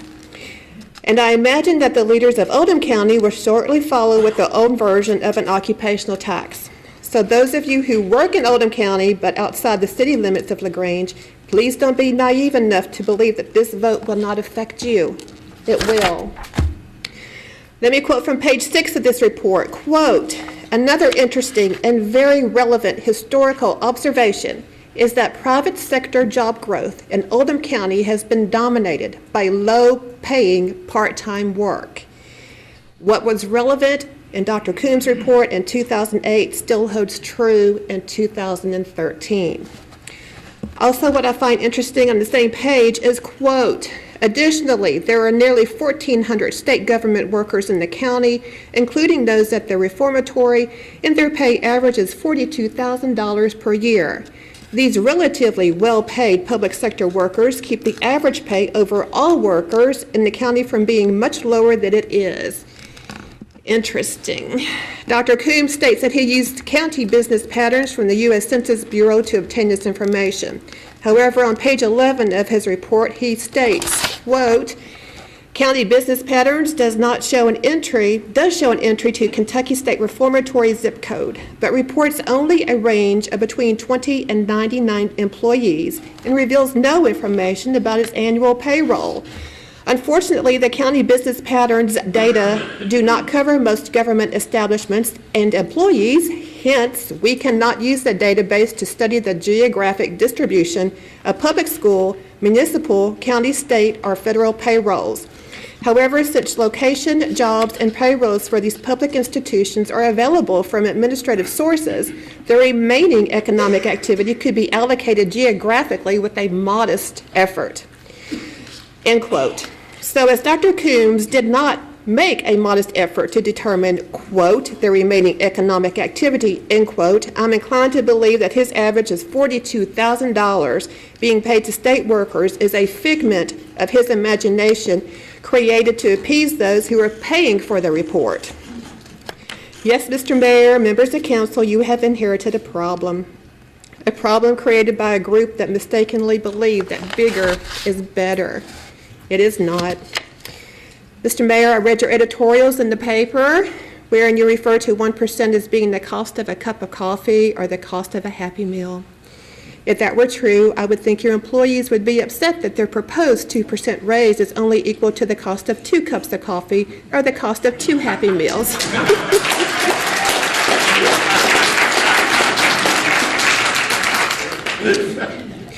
For the people that I serve, that 1% may go towards buying a gallon of milk so that their children may have breakfast, or may buy them a gallon of gas so that they can drive to their job. When this occupational tax was first brought up last year, your employees received a 3% raise and had 95% of the insurance premiums paid not only for their own coverage, but for their family's coverage. This year, they are requesting a 2% raise.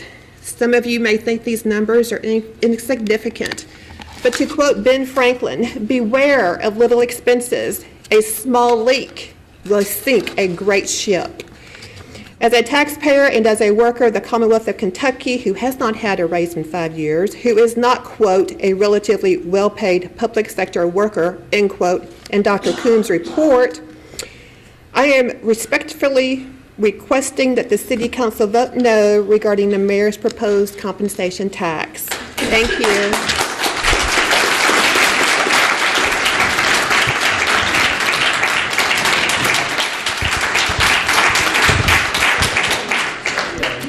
Thank you. For the record, my address is 1320 Bluegrass Parkway. I do not live in the city limits of LaGrange, but I do have a LaGrange mailing address. Thank you. Make sure you put it on the paper down. Good evening. Good evening, Mayor, Steve Emery, council members. I was hoping to get some answers this evening. I'm sorry, my name's Charles Ward. I'm a CPA. I have an office here in LaGrange at 208 Parker Drive. I was hoping to get some answers this evening, but I see with this format I'm not going to get any answers, but I would like to go on record with some questions and observations. If you have not already decided tonight, I would be very surprised. You racks are to the wall. You do have a big debt that's hanging over you. And as one of the unrepresented employers and business owners of LaGrange, I expect you to vote for this. I don't see a lot of hope. You may surprise me later, but I doubt it. I have a bachelor's degree in accounting. I have a master's in business administration, and I'm a certified public accountant in the state of Kentucky. I find your ordinance extremely complicated and confusing. I've had difficulty getting answers to my questions, and for these folks who don't have the benefit of my education, I'm concerned for them, because they're not going to be getting, they don't understand it any better than I do, and I sometimes wonder how well you guys understand it. There have been questions regarding, banks are exempt. Well, that's true, because they pay their own set of taxes on their deposits. Bank employees are not exempt. Insurance companies are exempt. Insurance companies are not exempt. Excuse me, insurance company employees are not exempt. You would think as a CPA I would relish more taxes, more work for me. Believe me, the federal government and the state of Kentucky provide me plenty of work. I don't need any more. But I'm really here on behalf of clients that I have, because we just aren't quite getting the answers or questions answered for us. I'm hoping that once you pass this, which I'm guessing you will, there will be some education of not only employers, but of tax preparers. Because I'm presuming that once you pass this, you'll have to issue some procedures and policies on how you're going to do this. Your ordinance doesn't exactly say when business taxes are due. It says you can pay estimates, but it says nothing about when they're due, how they should be paid, and I'm not sure that I'm hoping you've already developed your forms. I'd be happy to help you with that. I do a lot of charity work in this city. I work for Hope Health Clinic at no charge. I work for the LaGrange Rotary Club at no charge. I help out at church with the Finance Council at no charge, of course. When I moved here when I came out here about 5 years ago, I never thought I'd be in a position where I could actually have an office in Louisville and an office here. With the way taxes are apportioned in Louisville, I can actually move more of my business to Louisville and pay less tax in Louisville now. Because of the apportionment, I only pay $1.45 on every dollar I earn in Louisville. But since I have an employee working in the county, I can apportion that to 50%. So I'll actually drop my local income tax to 0.7 0.225, which is actually better than your 1%. So as I mentioned to the mayor the other day, I do a lot of charity work, so you're not going to get much tax out of me. Yeah, I can afford it, but the way my business is structured, you're just not going to get a lot out of me. You will get quite a bit out of my clients and out of businesses that are here in town. So I do ask that, you know, if you need some help putting this together, or once you start getting the administration put together, once you vote this in tonight, I'd be happy to help you out from a practical perspective. Thank you for your time. Thank you. Don't forget to sign the register over there. Who's next? Go.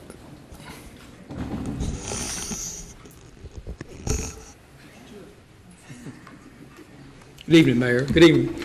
I'm Don Basham. I live at 8215 Chapel Drive, Crestwood. I'm here this evening not as an individual, but as a chairman of the Oldham Grange Development Authority.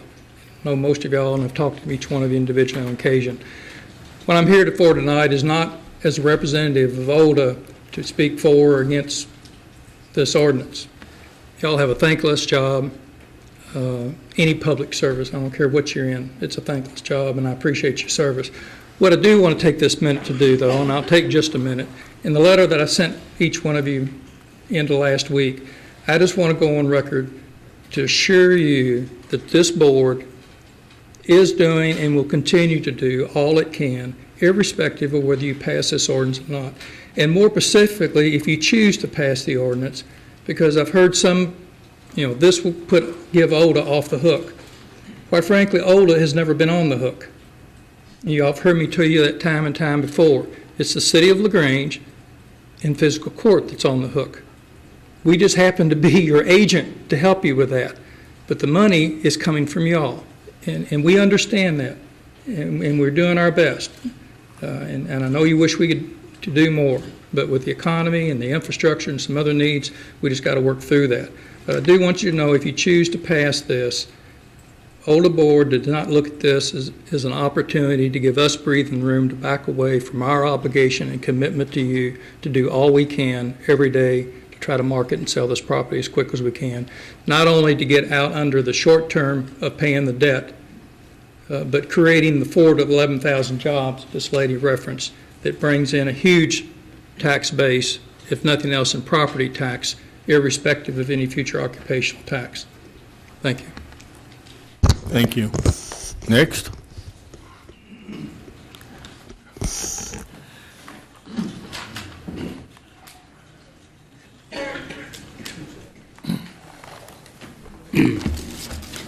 Guess I'll make a stab at it. My name's John Black. Live here in the city, have basically all my life at 108 North 5th Street, LaGrange, Kentucky. I want everyone to understand tonight that I'm not here speaking either nor part of county government, which I'm employed at. I was not sent here by them. I'm here on my own to just try to discuss and try to give my observations of where I think you all are tonight. I've sat in your all seat for 9 years, been there and done that, sat in the same seat as county judge for 9 years, so I know what you're up against. Thankfully, in my 18 years of public service, I never had to raise one tax on anyone. Maybe it's certainly a different time, but I do have that within my record that I did not have to go to those extremes as you all are faced with tonight. The fact of the matter is you need revenue. There's none of us here tonight that deny you need revenue. We all can agree on that, I think. But I'll tell you this, probably 2 or 3 years ago, I think I've come here about every time that the city council has talked about raising a tax or doing something else, just because I said, let's look at doing it a different way. Let's look and see, maybe we can look how we can work together. It goes back to the day that I remember, I think Mayor Carter was here, and I think she said she couldn't get along with the fire department that night. Some of y'all were probably on the council back then, and she said, we can't get along, so we're just going to let them go on their own. Well, all along, we've been provide our fire service through our real property tax of 22 cents.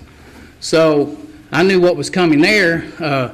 She was going to give them the ability to raise the tax to the maximum allowable, which they did very quickly.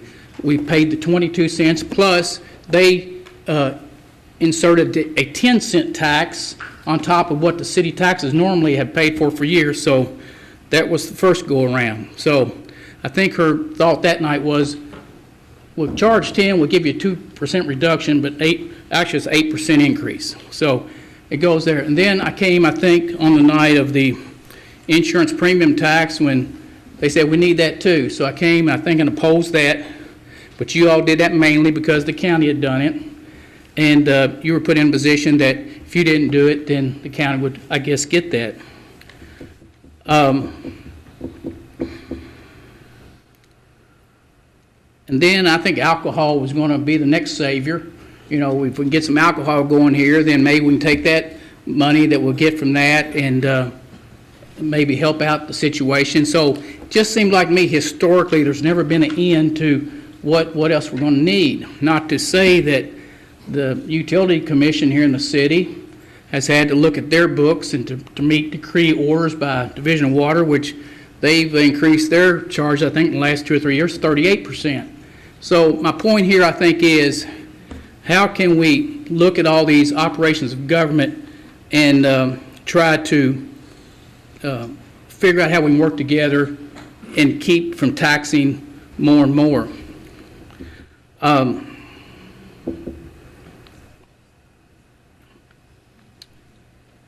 So I lost my train of thought. But anyway, I'll say this. I was walking uptown the other night and with my grandchildren, and the truth of the matter is, this is a cool little town. And the trees, the sidewalks, just the community that you're all trying to provide here is so neat. And I just think you should be applauded for what you try to create here. But I think what took place here with Oldham Reserve was, some years ago, Mayor Carter, in my opinion, she decided to sign a note for $10 million, $11 million, whatever the difference was, not understanding maybe that this was a responsibility of basically the people in the city to repay. She basically obligated those folks that night to repay that debt. She didn't obligate people from Jefferson County, from surrounding area. She said, we are responsible for that debt. So that night, she made a commitment, good or bad. Now we think it's a little bit possible risky, but to her defense, you know, times have not been good in that business, so the county's been able to weather the storm because we have approximately 52,000 people to spread that debt across. Y'all have only got today 8,000, which has caused you to be put in this particular situation. So I think that had some language, GO bonds probably, that in the event that the city could not pay its bill to make those bonds good, what would their out be? And that would be go back to the taxpayers, the citizens who own real estate, and look at their real estate. I'm going to pay either way, occupational tax or real estate. I'm going to pay more as far as real estate because I own property, somewhat, quite a bit of it here in the city of LaGrange. So it's going to cost me more, but I think it's just a fair way of approaching this obligation is not just tax the working people. I think even though this fellow said after you do the ordinance tonight, let me come and help you look at and revise it, I would suggest something slightly bit differently. I would ask before you impose this need of 1%, why don't you form a business task force, a business commission, and bring some outside folks in here within the city who have business backgrounds, accounting backgrounds, and every facet that this is going to apply to, and see perhaps if we can't spread maybe the cost of this debt. Maybe we could go 0.5% for occupational tax, a 3-cent increase in property tax, because people who own property, they are responsible for this debt, as are the people coming in here to work, I think, including myself. So I think there still yet remains some work to be done to try to get a grip on what is the number we're looking for and how do we get there in a fair manner across the spectrum. So I think you can look at that. Maybe we could get a 0.5% instead of 1%. Maybe we get 2 cents on real estate instead of 12 cents. So I think you still have some work there to be done, and I'd call on you, Mayor, maybe to put that commission together and study and take some outside opinions as well. One more thing, there's things that probably, if I were sitting in your shoes, I would recommend doing. But I've heard what you have presently, what buildings you have, and all those type of operations. But I'd just like to give you one example where I felt government did what they had to do without raising taxes on citizens all across Oldham County. And that would go back to what fiscal court did and the judge during our ambulance taxing district discussion. A year or two ago, whether you know it or not, fiscal court was faced with about a $700,000 deficit, about possibly what you all need to pay for Oldham Reserve. They said there's no way that we can go back to the people and ask them for 2 or 3 more cents, which was going to equal the $700,000, to supply this service and give it to Oldham County citizens. So they got to thinking, and they went with Chris Rhodey, went and approached Chris Rhodey with Tri-County Baptist, and worked on about a year and a half to come up with a outsourcing of that obligation, and probably today saving $700,000 a year instead of having to go to the citizens to ask to, just because we need more money, we're going to get it from the people. So I think all of us should applaud them for what they did by going outside and trying to see perhaps if they could put together a different way of doing business. Just want to make sure I get everything said here. I know county employees have said to me they'd rather not pay the tax, but your city workers are going to pay the tax. We're all going to pay the tax. But what I'd ask you all to do to see perhaps, can you still study this a tad bit further and see possibly reduce the burden on any one sector? And I think if we have to have it, people can swallow that better than just putting on one sector, and certainly that being the working people. I mean, it's pretty bad when you have to charge somebody to go to work. I always thought that J-Town, for example, the metal buildings that they did to pay their police what they can, the metal buildings, real estate on the ground, did not get the job done. Where they made their money was occupational taxes for everyone coming into J-Town and leaving every night. I understand your all's position, but if we're going to do that, let's think hard, and then instead of waiting till the older bonds are paid off, when we don't know when that will be, maybe have a sunset on this about 0 to 5 years. Let's see where we are in 5 years. Maybe I'm on the older board. Wish I were doing better. But I'm on the board, and I promise you I'm going to do better for this sale of this land. But let's say we can get lucky and sell 75 acres next week. Well, 75 acres, when we get lucky and we work hard, we get it done, maybe in 5 years the business plan is a little bit different. Let's don't say a sunset when the old bonds are paid, because like someone said, there's a lot of things that can go into that answer and equation. Let's try to revisit this thing on a 0 to 5 year basis and see possibly where we are. But if any employees would like to speak from the county, they're welcome to, but I'm not here to argue for them or not. They're welcome. They can speak like I can. But I was coming out of my office, and evidently Rand Paul's been in this building recently. And the reason I picked this up is because I'm a different political party than he is, but at least he's trying to recognize that we have debts. We've got huge debts that we got to deal with. And if we don't get our houses in order, then we're all going to go down. So I think what the message is how can we work together as city, as county, and do some things that make the most sense that they can, and that's keep from raising people's taxes and taking it out of their pocketbook. Thank you. Thank you, John. John, go. Hi, my name's Rick Rash. I live at 7409 Autumn Way, in the city of Orchard Grass Hills. Members of the council, I really feel for you. Most of you know I sat up there in a similar job for 17 years. And the quality of the decisions is only as good as the information you receive on that related decision. You are being asked to make good decisions with bad information.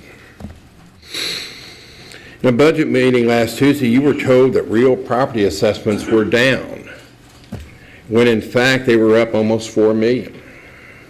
You have been told that the budget has been cut, and it has kinda. They pulled the golf course out of the budget, but didn't pull out the debt that accompanied it. You may think that snow removal was reduced from $30,000 to $5,000. That's what it says in the budget, until you look over at the municipal aid budget and you find another $30,000 there. So snow removal's actually gone up from $30,000 to $35,000 and not just, hasn't been reduced. We've come through some hard times, and hard times require tough decisions. Who here thinks that $35,000 to insure the fire department is a realistic number? And why would you want to spend $56,000 a year to remodel a building that costs $40,000 a year to heat and cool? And how many years does that go on? This body has enacted 2 major tax increases in the past. One was the insurance tax at 10%, which generated approximately $500,000 in new revenue. And the other was when they cut the fire department loose. That saved them $330,000 more or less the 2 cents that they reduced, which might have been $100,000. So that was another $230,000 or so. None of this revenue was used to reduce the debt on Oldham Reserve. It was used to buy more property. You bought the city council, or the city hall and the gym, and you bought the back 9 at Eagle Creek, and you've been leasing that for $1. But you have the money to service that debt. This tax increase, you need this tax increase in spite of receiving $230,000 in new revenue this year from alcohol. It's been pointed out that the city does not have an occupational tax like a lot of others, and that's true. But this city has a 10-cent insurance premium tax that could be as much as twice as much as the occupational tax. So they kind of offset. The bottom line is my friend the mayor here has been walking up and down Main Street telling people that the problem is he disappeared on me, Oldham Reserve. And that you can either pass the occupational tax or raise property tax to 12 cents. Why not really cut spending? And here's the kicker. He's telling the people that he has your votes for this. He's asking people, you, to abandon your friends and to abandon your no new tax pledge so that he can remodel the firehouse, give raises to your employees, and continue Cadillac health care coverage. And of course, maybe pay down some debt. Shortly, it will be your time to decide. You can either have more government or less. I appreciate your time.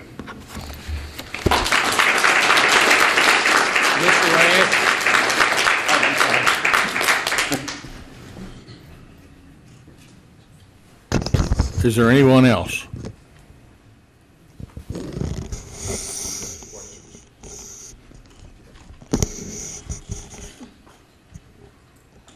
Okay, with that, I'll need a motion to go out of public hearing.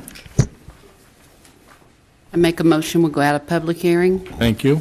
Second. All those in favor signify by saying aye. Aye. Thank you. With that, we'll open it up to discussion between the members here on the council.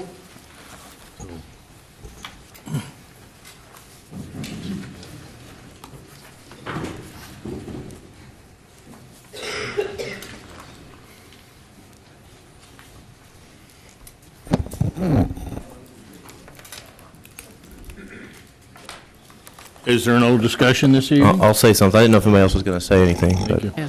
if do you have something? Oh, okay.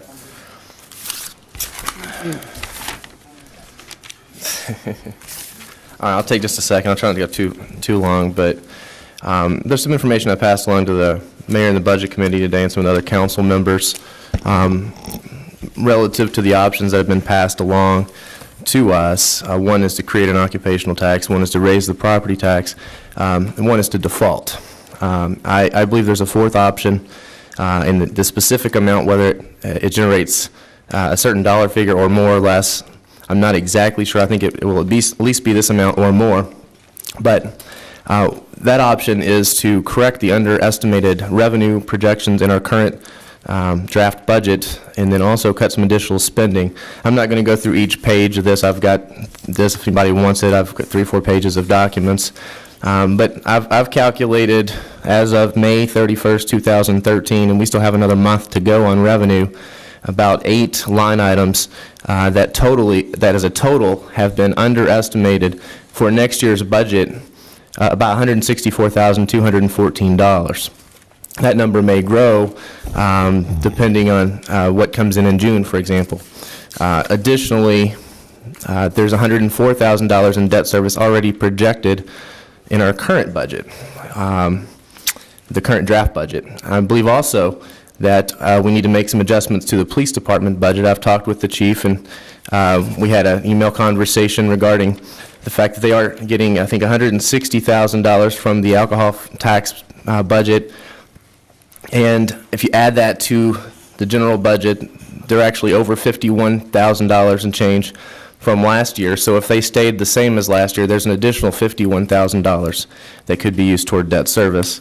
Eliminating 2% raises, I don't have an exact figure on that, but that could make a difference of close to $15,000. That could be used on debt service. Additionally, there's $91,000 of alcohol fee money that's been designated for insurance on the old fire department building, and a building remodeling of $56,000 on that building. I think that can be paid from the proceeds of the sale of the current police department building, thereby allowing $91,000 to go to debt service from that. So the total, and it's a conservative number based on some other figures that might come in June, is $426,480 that we could be allotting toward debt service, just from my quick calculations of about an hour this morning.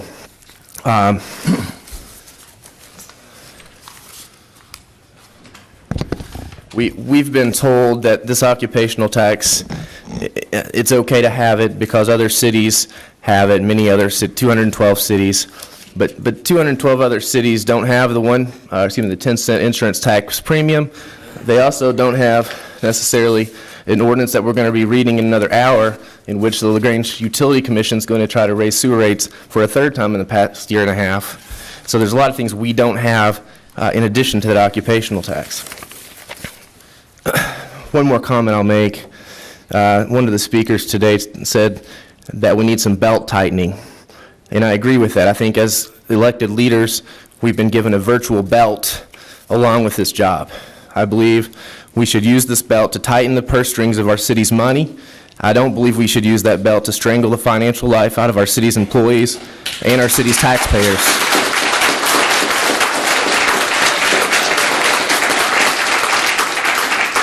That being said, my suggestion, and the council can discuss, my suggestion is to look at this budget a lot more closely in the next few weeks, to do a first reading of a revised budget with my suggestions and other people's suggestions, have a second reading July 1st on this budget issue. Excuse me, we're talking about the tax, not the budget? Correct. That's later on in the agenda? And by doing that, we eliminate the need for the occupational tax once and for all. We won't have that discussion either. That's why I brought that up. So. But the occupational tax is on the table for this evening. I understand it's on the table for this evening. I suggest we indefinitely table that until we get this budget issue arranged. We tabled it last August. I think it needs to be indefinitely tabled. And nobody came forward with any ideas or anything to help or make it better. So now it's back and we're going to vote on it this evening. I refuse to take it off the table. Did you make a motion, Jason, or did you make a suggestion? I made a suggestion at this point, but I don't think we're prohibited as council members from making a motion to table this. And if there's a motion in a second, there can be a vote on that I don't think can be prohibited. But at this point, let's just move forward with our discussion and see what other council members have to say. Thank you. I just have a short thing to say. None of y'all being here changed my mind. I had already made up my mind. But I would say that it's certainly nice to look out there and see all of you here and letting us know what you want for a change. And I think we should get on with it and vote. Bill, I'd like to say that, to be honest, I don't think not one of us up here want to put a tax on anyone. I don't want another tax. I don't want a property tax. I don't want an occupational tax. Unfortunately, when Oda was bought, the land was bought, the economy was good, and now it has crashed, and that is what's happened. It's not that this council, and not everybody was on this council, and I did not even vote for it, but it's not that they made a bad decision at that time. At that time, it was a good time. There are a lot of people sitting out here in this building tonight that things have crashed on them. The economy has hurt their business. So it's not that we're out here to try to tax you all to death, because believe me, I don't want to be there either. I work in Jefferson County, and I pay 2.5% occupational tax every day. But you know what? I feel like I owe that to them. I'm using their streets, their restaurants, and it's part of life. I mean, unfortunately.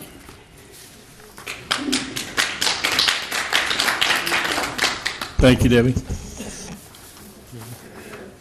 there anyone else who would like to make a comment? I do, Mayor. Yeah. Obviously, I'm the new kid on the block. I don't have the experience. You that know, most you of my- keep, this is 6 months now, you've said that. You're no longer the new kid. Getting educated quick. Every meeting I learned that I don't know as much as I thought I did. And so,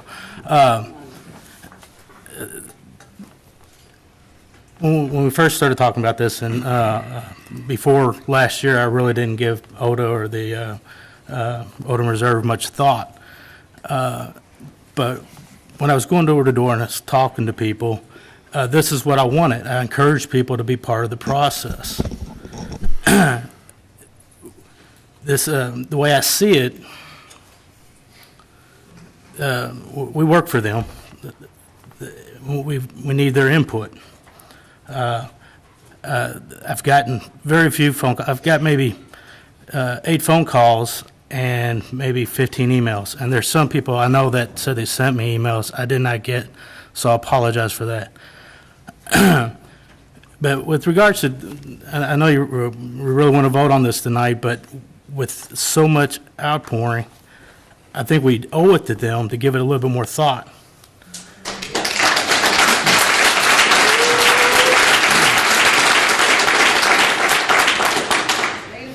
I don't necessarily want to table it, but is it possible to make a motion to postpone it? Steve? The motion can be made, and if there is a second, there will be debate on that particular question before a majority vote will decide whether or not we postpone it indefinitely or if it remains on the table. I think there was enough ideas brought up tonight that we should consider. It's the very least we can do. I think we need to make sure, I know this is needed, something needs to be done, I know that. But I want to make sure whatever we do doesn't cause more harm than the benefit that we're going to get from it. And some of the people I spoke to really, I know some of the people that they're talking about, Ms. Vessels brought up. And I've been a county employee for over 22 years. I just retired last year. And I can tell you, I mean, cuts do hurt. And I'm aware of that. So I guess what I would like to do is make a motion, maybe we could postpone the second reading of this ordinance, and possibly, I know we're not talking about the budget meeting yet, but, go back to the drawing board and make sure what we do is the right thing, and not just the quick thing to do. That's all. Do you realize about the credit rating? The credit rating. Are we allowed to bring that up? Okay, we have a motion on the table. Is that a motion, Lee? Yeah, I'm going to put in motion to postpone. I'll second it. Thank you.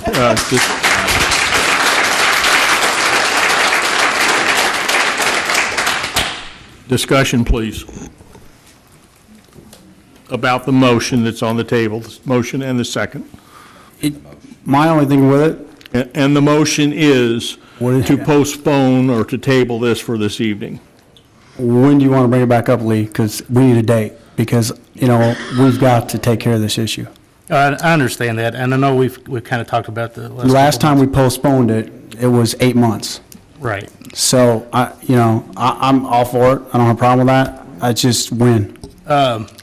Me personally, till we get it right, but if you want to set a You're time limit. never gonna get it. Right. I mean, you're never going to make anybody happy. Well, I understand that. Not ever going to make you. I want to be able to look at these people on the street and tell them we did everything we could before we took their money. Bill, I just need a date. are we allowed to say anything about Moody and? Sure. Okay, I'm going to be quite honest. Our credit rating is going down day by day, and we cannot go out and borrow money unless we have something to show that we can pay it back somehow. Right now, we can get nothing unless we have something showing, like the occupational tax that's coming in, to show that we can get a loan, to show we're going to be able to have those funds to pay. So that's where we're at. It's just like if it was one of us. I mean, it's no different. It's not what I want, and I think it's absolutely ridiculous that we put it off another month when we've known. We just got a letter last week from Moody saying that it's going down again, Yes. twice since last August. No, just once since last August. Once. But we've been advised twice that it's going to happen. We've been advised, and it has been Has dropped happened. already. Right. And So is it- I just think everyone out here needs to know that as well. It's not that, we're just trying to take somebody's money. Debbie, is it okay if I clarify one thing that you're trying to say too? Because I Yes. know that we've talked about this before. And if I'm not mistaken, our rating currently is poor. So it's not that it was great and it went down and it's still good. Our credit rating is poor. And when Ms. Pollard says that we can't borrow any money, I think what she's referring to, if I'm not mistaken, and stop me if I'm wrong, is that in the past, when it came time for the bonds to be paid, and the city didn't have the funds to do so, they've rolled it over and they've refinanced the bonds. And the bonds were refinanced. Back then, we had a good enough credit rating to know that, our interest rate would be good. Now we're being told that if we tried to refinance, we'd be lucky if we could, and if we could, that the interest rate would be considerably higher. And I believe, if I'm not mistaken, counsel, stop me if I'm wrong, but I think that may be the one and only thing that's making us think really hard about trying to do something to alleviate this, is that not only will we have the bond payment, we'll also have way more interest than we ever had before. And we're talking about not only the money that we have due now, but we're talking about even more money that we can't afford. So I think Debbie, and I just wanted to clarify because I think You're I heard correct. some rumblings in the audience when she said we can't borrow money. And no, we don't want to borrow money. No. But if it came down to the point where we had to refinance the bonds, I think that's where the council is very, very concerned. That if we could refinance them at a good rate, that may be one thing. But, Exactly. If we keep kicking the can down further down the road and not getting to the problem, the amount of money that we have to repay is going to be significantly higher. Even if it went up by 2-3 points, that amount on several $1 million, it doesn't take a CPA to realize that's going to be a lot of money. So I think that is the main concern, if I'm not mistaken, that the council has right now, is Right. the fact that we can't keep kicking the can down the road. And I will say that, there were some people that made some comments. We inherited this problem, Mr. Nichols said, and we did. We inherited this problem. A lot of us here weren't here. We're trying to find a solution. Make it right. The solution is never going to be right to all parties, but we're trying to consider, everyone's interests. And one of you guys said, I believe you're ethically bound, and that's the way I feel. I feel ethically bound to do what you guys feel is right. So it's a very tough decision. We need to sacrifice things. Mr. Watering said we need to sacrifice things, and I agree. We've made some trims, we made some cuts, but I don't believe we've sacrificed anything just yet. No services have been stopped, no jobs have been lost. Thank goodness. I'm glad that we haven't had to do that yet, but, it may come the time that we have to. We really don't know. Dip Brinken had made the comment, we get $500 a month. Dip, personally, I went to the mayor and said, I will take a cut in my monthly pay. I meet more than once a month for the city council, believe you me, but I'm willing to take a cut if you were the one that said that, and I do believe you said something about us getting $500 a month. Wasn't you? I apologize. You don't have to apologize. I made that statement, but I also said you had other meetings. I did not say just for. Yes, have many but other I am willing to take a cut in my council check to help this city, not that, But I'm not willing to give up my 1%. right. I understand where you're coming from. Like she said, You're out of order. Thank you. like you said, y'all done it. You're out of order. I'm leaving, Mayor. Thank Thank you you. very much for your time. But like you said, y'all did it, I did it. And I was, if you don't mind me continuing on, Debbie, were you, I'm No, sorry, go okay. Because right now, I believe we're supposed to be talking about the fact that Lee's put a motion on the Yes. table. Table. It's been seconded, or has it not been Yes. seconded? It has been Okay. seconded. Jason, check. I believe that one thing that we need to consider as well, and I know that we've hashed this out umpteen bajillion times, if that's even a word, but raises right now, to me, is an insult. No And raises. as well, the insurance, that's a whole other topic, but it's been swept under the rug for too long. And I think that we have to make a commitment as a council tonight that we can't let this continue forever, because this is upwards of over $200,000 a year that we spend on insurance premiums alone.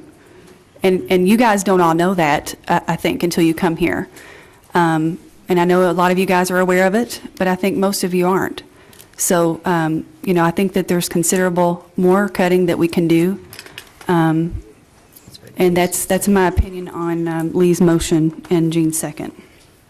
Well, now, wait a minute, now, make sure you're clear here, because Lee's was about putting the ordinance for the tax on the off the table. You're talking about budget now, so. That's because it's all intertwined, and I really feel like,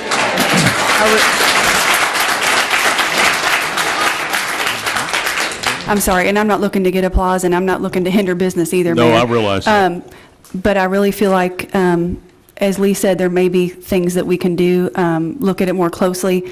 Even if we came back next month and addressed this, 30 more days would give us a lot of time to get things accomplished. I don't want to kick the can down the road forever, but I think that we can't, and honestly, and Mayor, with all due respect, I think that some of the agenda items seem to be not flowing in the correct order, because I feel like we should be voting on the budget first. And then that would help us make decision about this ordinance that's on our plate. So if you're asking me what I want to do, then I think that we should. We need to talk about let's- the budget first. I mean, that's how personally I feel as well. There is a motion on the All floor. goes together, but There is a motion on the floor to postpone or take off the table the occupational tax. Mayor, can I ask one more question real quick? Sure. In respect to the credit rating, realistically, how much time will we have to, You've got till next year at the same time. okay, all right. We have a little time. We do not need to rush. No, you don't. And I- again by then. And I also want to say that I really appreciate the mayor's efforts, because I think that, a lot of people are saying, Mayor, this is your problem, Mayor, you're causing this, Mayor, why are you making us pay this tax? But honestly, the mayor has a really tough situation that he's in. He, along with all 8 of us, are trying to fix a big, huge problem that was caused before we were even here, and also repair spending methods that were way out of whack for many years before he got here. So he has a very tough duty, and he's trying to serve you guys. So I really would appreciate if you guys would take that into consideration as well. Thank you, Melanie. Melanie, excuse me, one thing, let me just echo that, because I know we disagree on some of this issue, but the mayor and everybody here, I think, and all the audience members want the same thing. We want what's best for the city, and we want the city to thrive. We might have different ways of going about it and different philosophies, but we do want what's right, and, I, for one, want to work with everybody to make it right. So I echo that. Thank you. So here's my final take on this. We need to do it, but we cannot continue to just wait in 30 days and meet. We need to have special meetings. We need to have 4 meetings this month. We need to get it done, and we need to show up for the meetings. That's the problem. people are not showing up for special meetings. We're not in attendance. I bust my hump every time to try to get, I have 3 kids, and we're doing it. But everybody needs to be here to get it taken care of. And we need to do it in the next 30 to 60 days and get it done. No vacations, none of this garbage that you can't make it.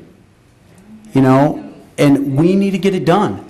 I don't have a problem with moving down and respecting what Lee said, but we need to get it done as a council and make a decision on what we're doing with the budget, because the budget's going to get pushed, I guarantee it, and Tad's worked his butt off on that, you know, and this is going to get pushed.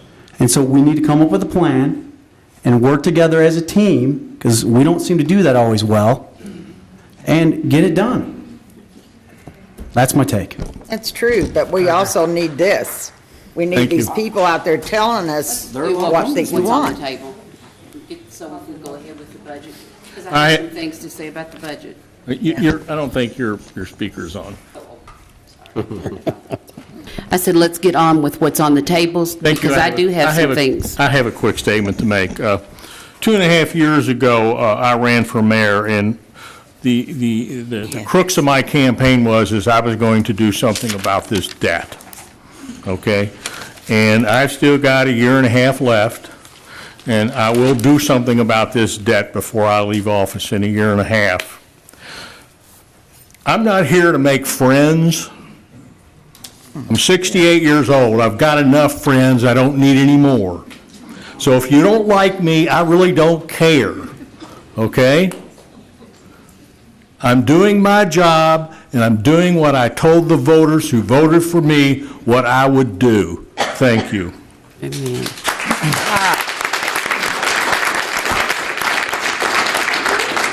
I call for the question. Roll call, please.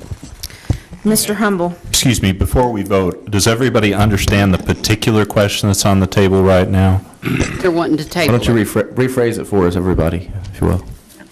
Okay, I'm making a motion to postpone the second reading of this so we can go back and look at it, and we'll put a time frame on it to 60 days. Hopefully, we can get it done sooner than that. So the vote, a vote in favor of this, a yay vote, will be a vote to postpone the vote on this particular ordinance. Yes. Stephanie, if you will. Mr. Humble. Nay. Mr. Phillips. Yes. Ms. Knight. Yes. Mr. Davenport. No. Mr. Taylor. Yes. Mr. Goldsmith. Yes. Ms. Pollard. No. Ms. Woosley. Yes. It's 5-3. The yeses have it 5-3, so it has been tabled.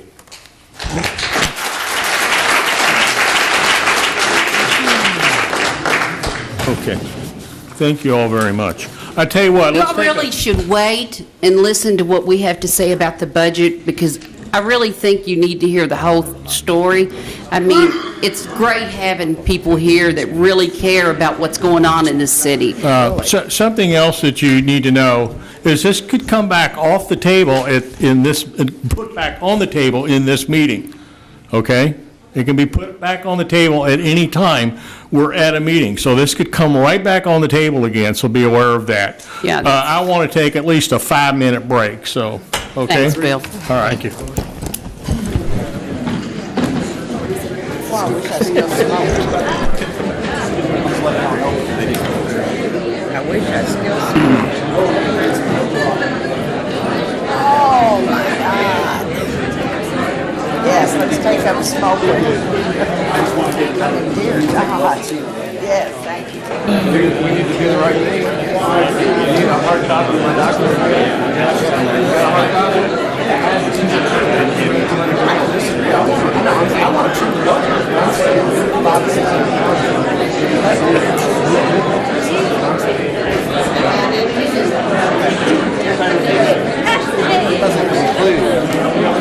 It is disrespectful.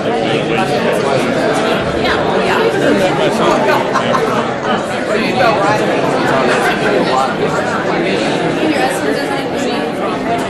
because I don't know exactly the amount of health insurance cost that you cut that, but what it would be. I have to spend this hours every day. Just as a guesstimate. And I've got a sunburn. Hey, Max, how you doing? I wanted to introduce you. No, my blood pressure probably is, but I got a sunburn from selling beer the other day. Yeah, I had to go get a second job, Gene. Hey, I'm the one that loses your I job. want to introduce you to my attorney here. What Billy did.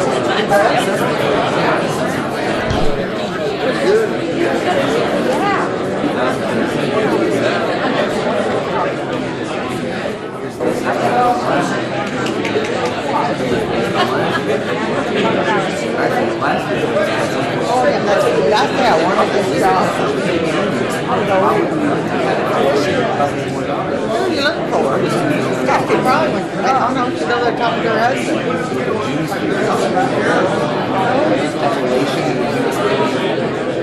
We're talking about something that's serious. Why not try to get back $1 million by adding revenue for the rest of the year? Then you don't need a tax. Let me look at your questions. I was going to email you, but it says you did Twitter, and I don't do Twitter. Yeah, I don't do Twitter.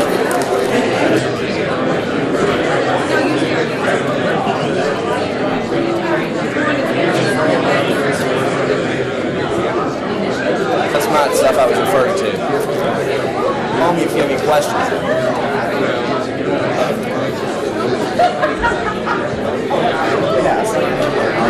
You know what?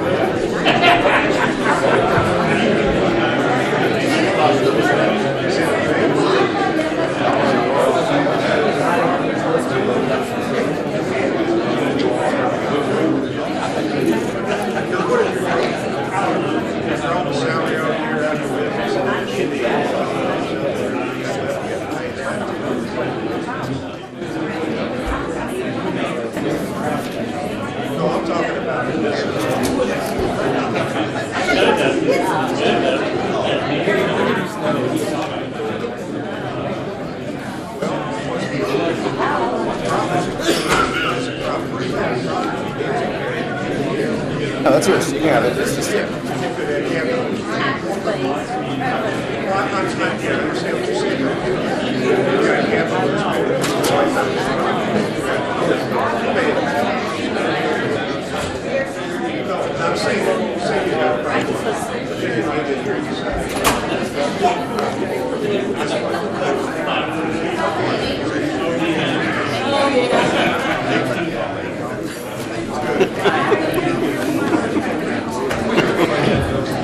I hope they're open.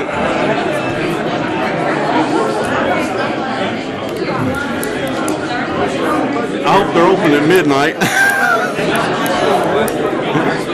I don't need one. Just didn't have anything else to do tonight or what? We trying.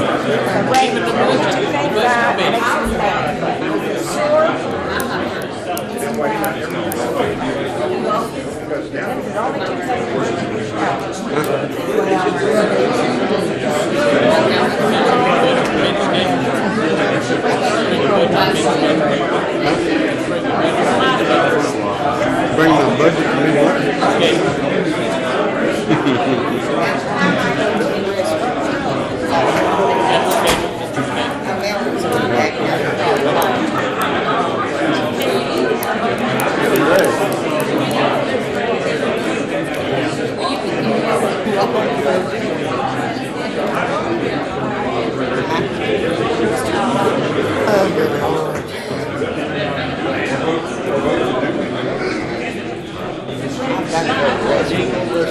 Lee, you got your work cut out for you, boy.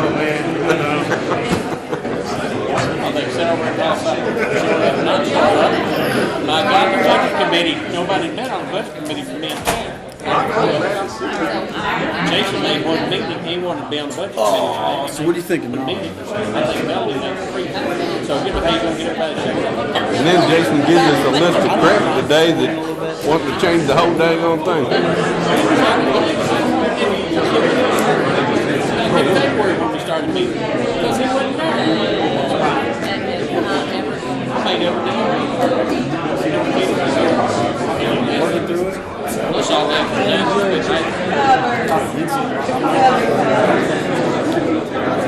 And I'm gonna come back. I mean, that's no problem. I ain't saying it's During the budget, because he's done the budget. The only way we can do any changes to that budget is just, if it don't pass tonight, well, that's what I'm saying. I mean, we were really close now, remember? July, budget ends in June. Definitely don't clear all the books out till like the end of July. For the budget, for that budget. We really can't, if we want to get the correct figures in there, we should wait till August. Instead of estimating like we do, you know.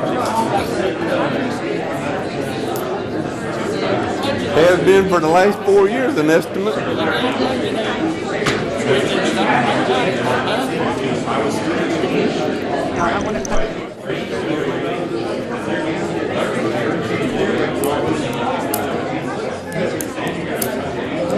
Pisses me off to put all that time in it, and then, you know, I sent everybody a copy of the budget a month before we ever had the first reading.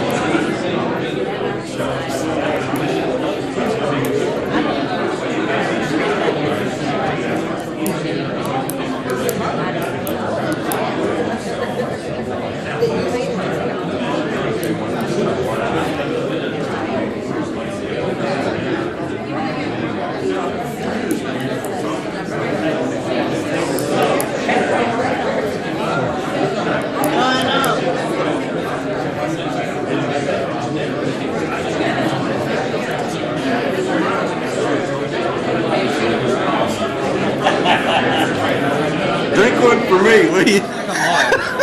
Maybe drink 2, will you?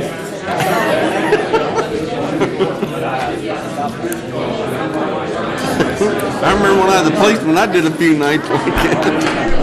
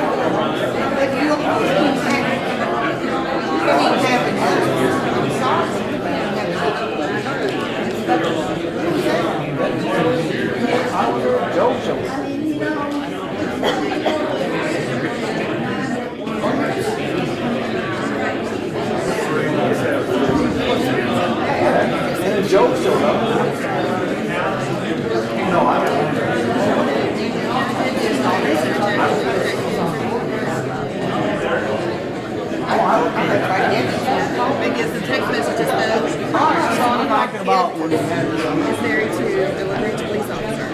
That's what I was talking about.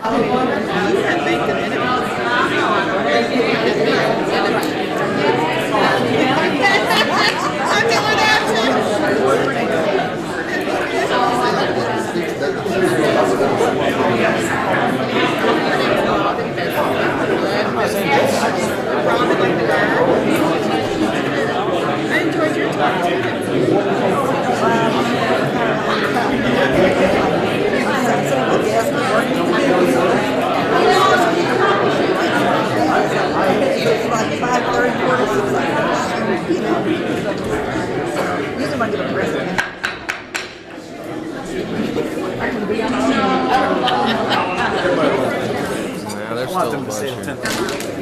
Please, everybody, take their seats.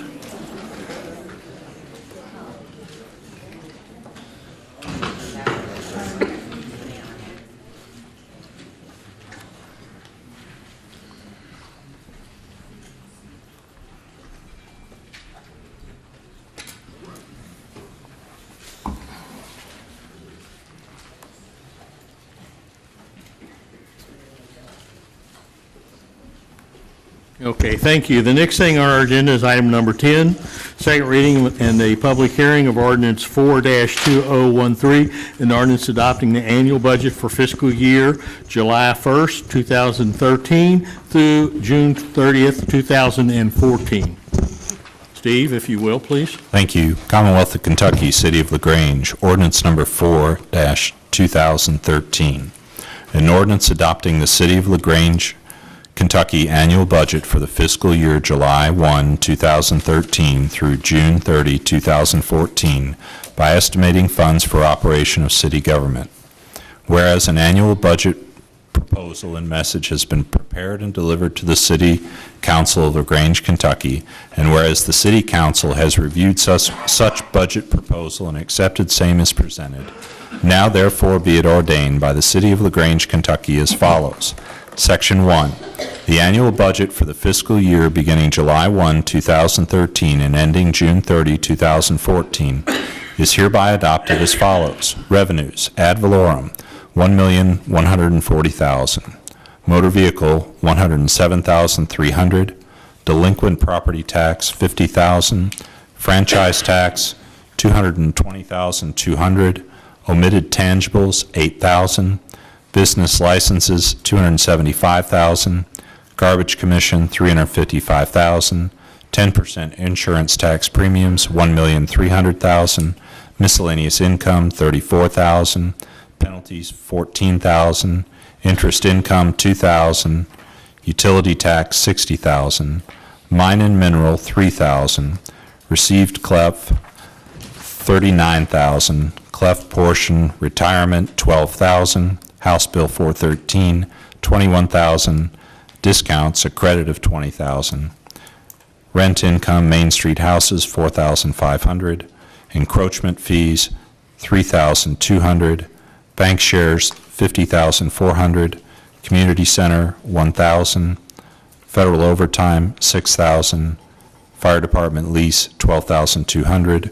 Grand total, $3,697,800. Expenses, administration, $861,608.09.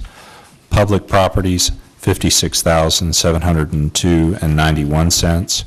Special appropriations, $628,102.52. Police, $1,443,604.15. Public Works, $707,782.33. Grand total, $3,697,800. Section 2, introduced, second, and adopted at a duly convened meeting of the governing body held on June 3, 2013, after first reading held on May 6, 2013, signed by the mayor and the City of LaGrange, attested by the city clerk, filed and indexed as provided by law. This ordinance shall take effect upon its passage, approval, and publication according to law, and shall continue until amended or until June 30, 2014, whichever should first occur. Thank you, Steve. You've heard the first reading of LaGrange's annual budget for the fiscal year of 2013-2014. With that, I will entertain a motion to go into public hearing. I make a motion, we go into public hearing. Second. Second. Thank you. All those in favor signify by saying aye. Aye. With that, we're in public hearing. Anyone please come forward, give your name and address, and you may make any statement you'd like as long as it has something to do with this budget.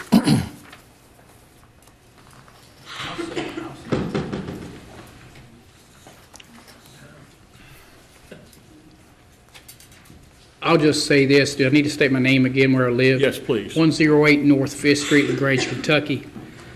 I think is this going to be passage, second reading for passage tonight? Yes. I think I would feel that would be almost dangerous to the point that it's going to almost obligate you and bind you and not give you any breathing room or room to maneuver for this upcoming discussion about what we just left.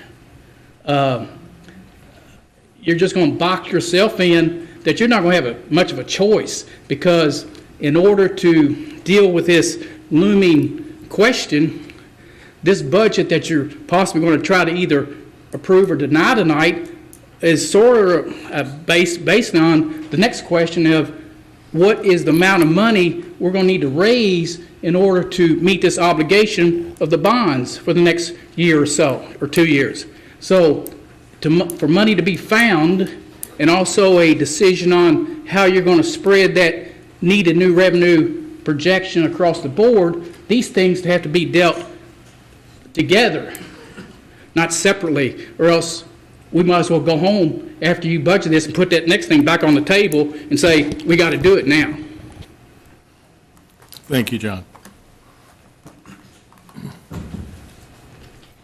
Hi, I'm back.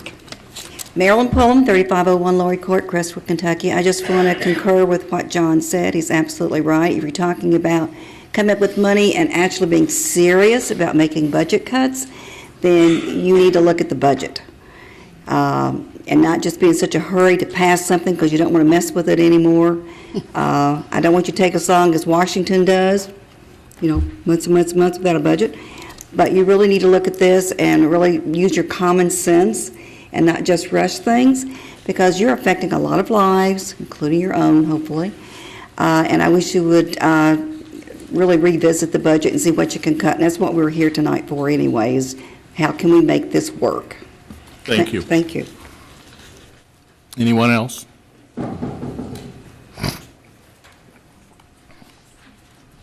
Terry Green, 6308 Bohannon, LaGrange, Kentucky.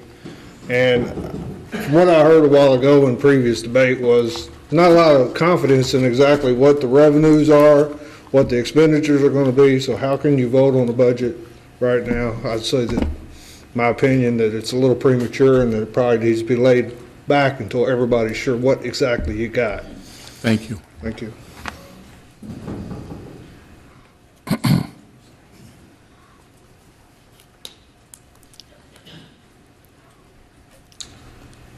Blake Hazelton, 2644 Sheffield Court, LaGrange. I would like to just clarify that your fiscal year starts July 1st. Your budget year starts July 1st. It's now June.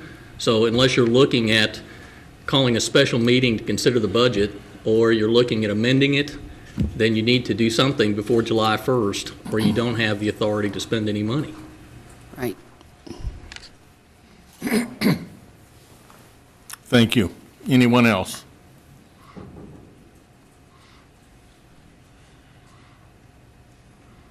Okay, with that, entertain a motion to go out of public hearing. Make a motion, we go out of public hearing. Second. Thank you. Okay, all in favor signify by saying aye. Aye. Okay, thank you. The budget's on the table. Discussion. Bill, I think that's one of the reasons that Melanie brought up. I'm sorry. I've got a little ahead of myself here.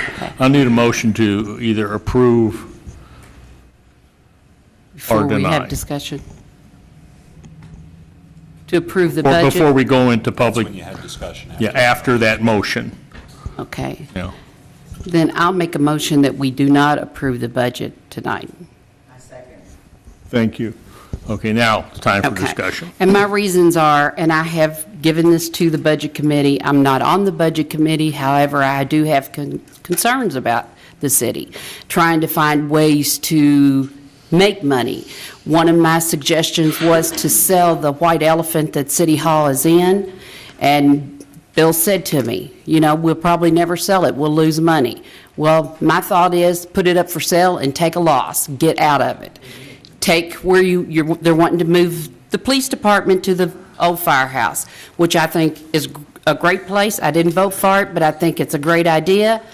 Take the police, where the police are now, sell that, and move keep that and put City Hall back there. We're not that big that we can't handle it. It is an embarrassment to have a meeting in the community center to me now. I mean, the why is great, yes, for kids, and we do want things here for our kids, but they don't respect it. I'll go in there when we have a meeting, there's 2 or 3 rows of toilet tissue in the toilets. Faith and Stephanie have cut back so much. I mean, people think that we're not trying to trim, but you would not believe how much supplies have gone down in the last year and a half. I mean, it is unreal. There's other things I've had on here. The why was one thing. It costs $200,000 a year. I think we need things for kids, but I think they need to respect it. We also have the skate park.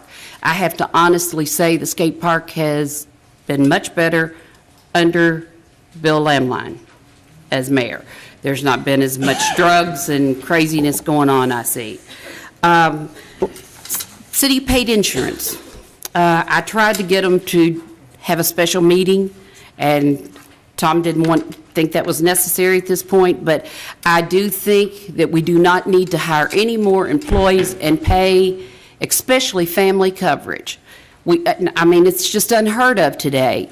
You know, I don't have a problem with paying for the employee, but family coverage, we can't do it. Not here in this city and keep on like we are. These are just, you know, the police department, 2% increases is another thing. I don't think we need to give a raise this year. You know, I haven't gotten a raise. My insurance has gone up 27%. And I think that probably everybody out here has. I mean, not a one of us. We all have to work for a living. And like I said, I drive to Louisville every day and I pay 2.5% occupational tax. I know what it is. I don't like it either. But I love this city, and this is why I'm here. My heart is telling me to do the right thing, and that's what I want to do. I don't want to tax you all to death. I don't think it's fair, and I do agree we can't keep trimming. We have to cut. And it's like Melanie said, it might come to the point of laying off. And if that's what it takes, that's what we'll do. And that's all I have, Mayor. Can I ask something? I was noticing on Public Works budget, theirs is not more, it's less than last year. I'm not sure why that is, but Gene, are you talking about the salaries? yes. Unless I'm looking at the wrong no, full-time salaries, it's less. It's like, salary, full-time salary. And Gene, it is less. Yeah. The reason like is it's- because one of their employees was taken out of there and put into the bus, Oh, into the LaGrange bus service. yeah, because it's like $24,000 less. Okay. Well, the police department is less, but I know that they get other money, which I feel they should get. And anybody that ever said we should get rid of them are crazy, but anyway, that's just my opinion.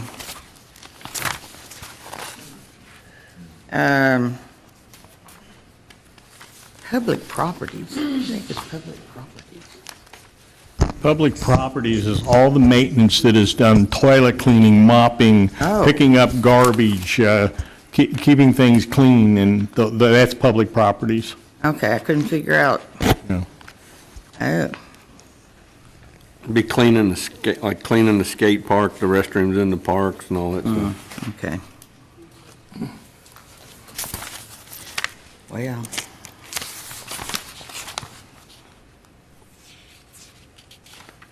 I see where the administration went up. I seen that was a raise. Salaries. Salaries did, but the overall budget went down. Went down, yeah. Down. Oh, yeah, I see. They cut out.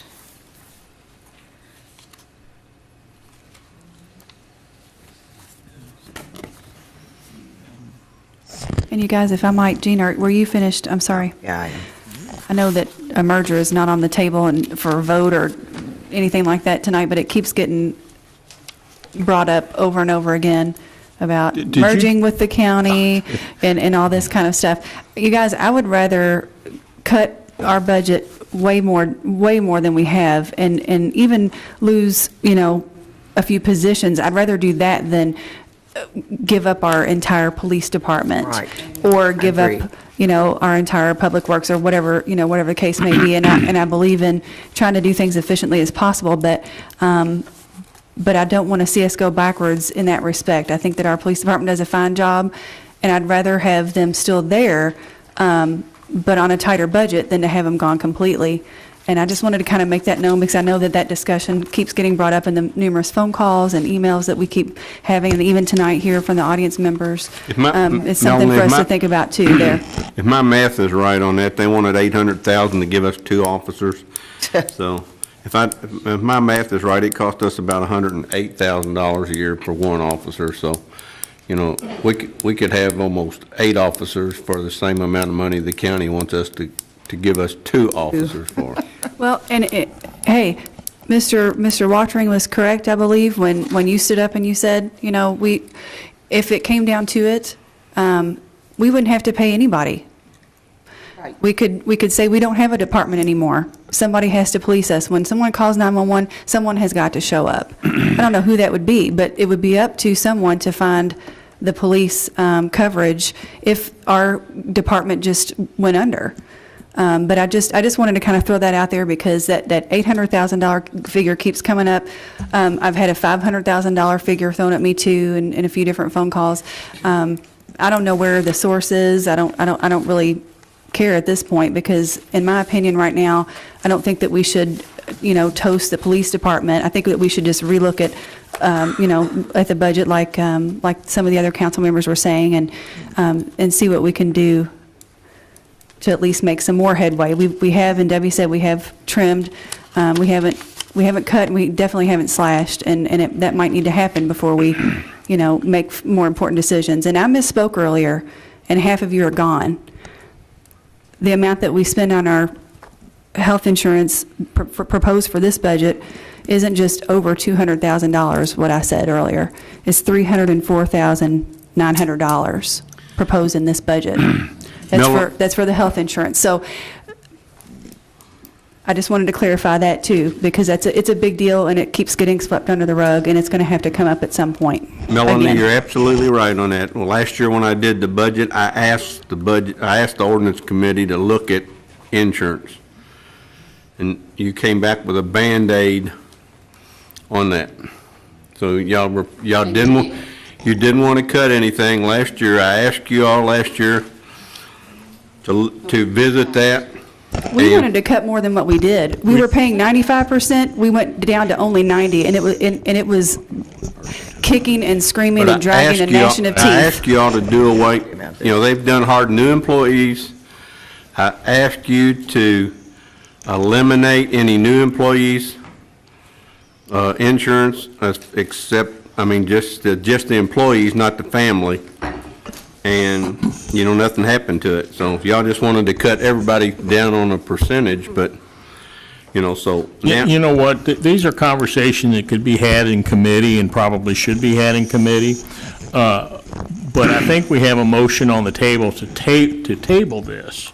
And there was a second made, and that's probably where we need to go rather than get into the midst of the budget. It wasn't really to table, it was to not pass it at all. Not pass it at all, right? I'm sorry, you're absolutely right. It was to deny the budget, To deny it until we can. yes. And people out there, we are aware of when our fiscal year starts and ends. Don't think that we're not aware of that, but I'd rather continue, we know that if we don't pass a budget, that we're going to continue on what we had passed last year. And that's how that happens, Yeah, that's yes. how that happens, Right. in case anybody doesn't know. My concern is that we were going to do nothing, not pass the occupational tax and, pass the budget, which would leave us in worse shape than we're in right now. So I call for the question. Thank you. Stephanie, if you will, please call the roll. Now, let me explain what you're voting for here. We're voting to not approve the budget. So a vote yes means you're not approving the budget. Everybody got that? Yes. Okay. Stephanie, if you will. Well, Mayor, you Yes. got a motion to close the debate, consider the question. But that requires a second and a two-thirds vote before you actually vote on the question.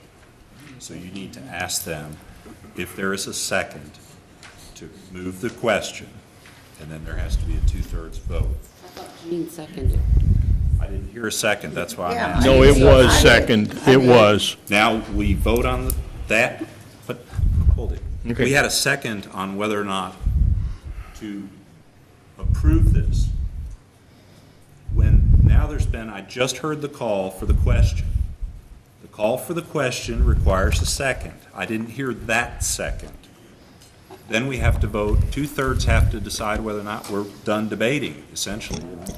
Can we not have a call for the question, and then if nobody has any more comments, then there can just be a vote, right, without having a separate vote? Actually, if you want to follow procedure as it's stated in Robert's rules, you must call the question for anything to come up for a vote, but there has to be a vote on the question, whether the question will be on the table to be called. And that has to be voted on before anything else can be put up. Is that the way I understand? Voted on before you vote on the underlying question, which Right. is to not adopt this budget. So I still haven't heard a second. Okay, we'll need a second to Melanie's call for the question.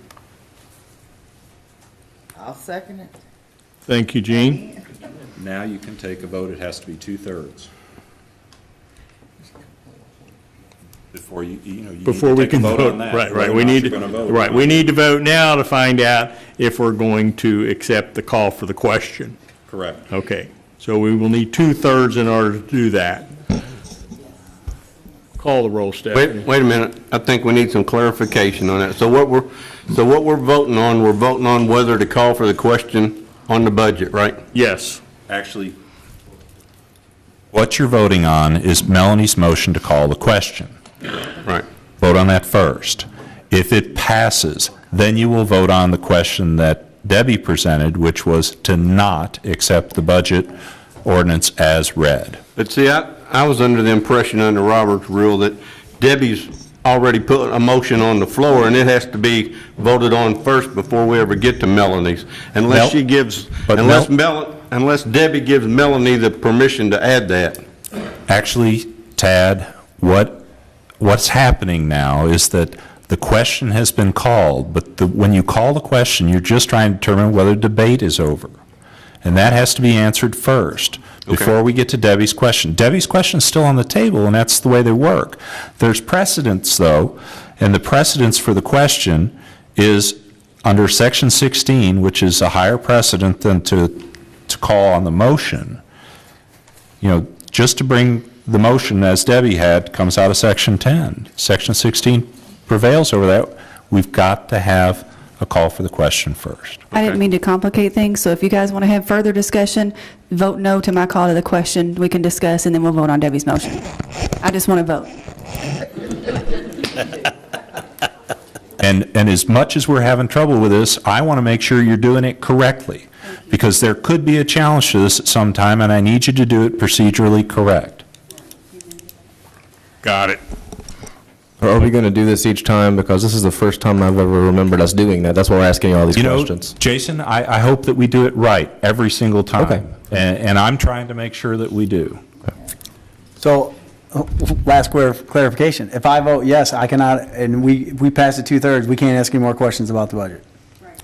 Then you don't, because the next thing you do is you move that question forward that Debbie put on the table, which is whether to reject this particular ordinance. Can we have discussion on that?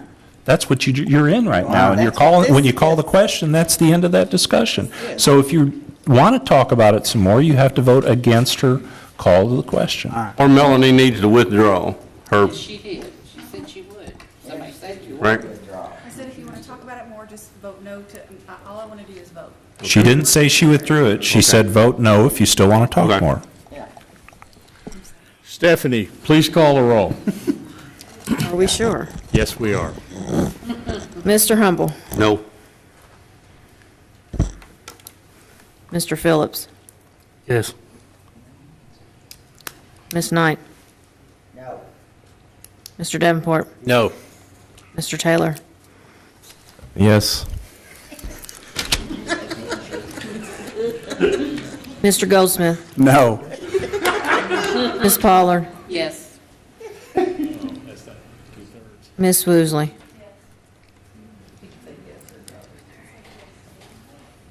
Four yes, four no. I can't break a two-thirds tie, so. That motion then fails, and what comes forward now is that we're still in debate on the original question of whether to pass the budget ordinance, or actually to reject the budget ordinance the way it was put forward by Ms. Pollard. So if anyone wants to comment, this is the time to do it. Right. I just want to comment that I'm really sorry that I called for the question and wasted everyone's time. I just want to vote. We're sorry you didn't. Thank you, Melanie. So I do have a question, though, so that's good. Just be careful how you phrase it. Yes. Tad, being the chair of the Budget Committee, you know, we call not to approve, when you plan on calling another meeting? You know, we're gonna have to make it soon, that's not an option, and we, you know, And so, we're supposed to have a budget by July 1. Let me speak on that. Okay.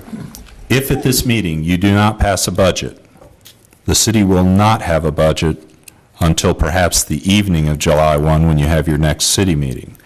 Because the way this city is set up by its rules and by its ordinance, you cannot pass an ordinance at a special meeting. So if a special meeting were called, you could talk about it, but you cannot pass on the ordinance. You may want to know, well, what's the effect of that? If you have no budget on July 1st, you are operating under the budget that currently exists. And that will be the budget that you'll have until you pass one for this next fiscal year. That will be for about 12 hours, right? You know, I don't know what you're going to do. I can't tell from this group.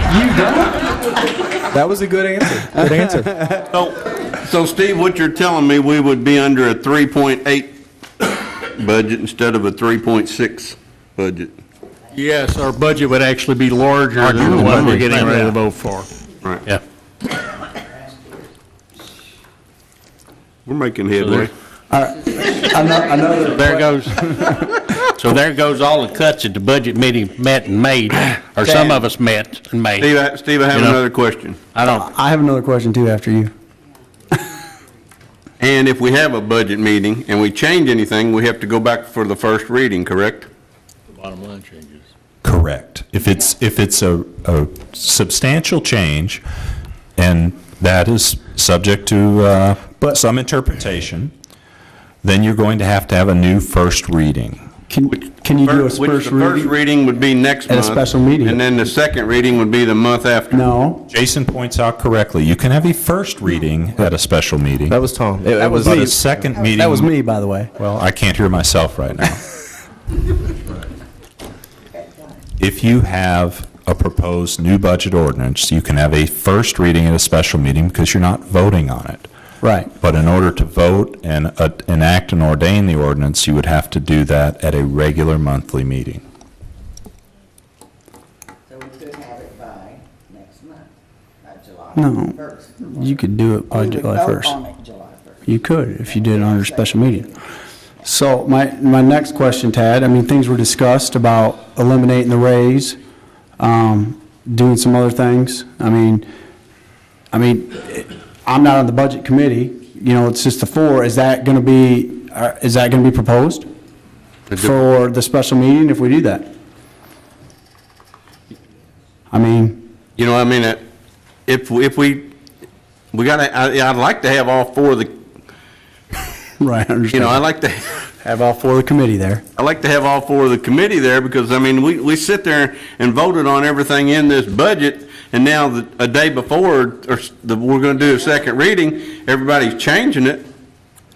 So, I've been working on this thing since January 1st. And now all of a sudden, everybody don't want the budget that we've sit in committee and talked about? Some of us haven't even seen it come out. You had That's not a true. copy of That's this not true. budget sent to you 1 month before we had the first reading on it. I agree. We've all had. No. And Ted, I did go over my concerns with you. Yes, ma'am. Yes, you did, Debbie. Thank I most certainly did. Okay. I'm good.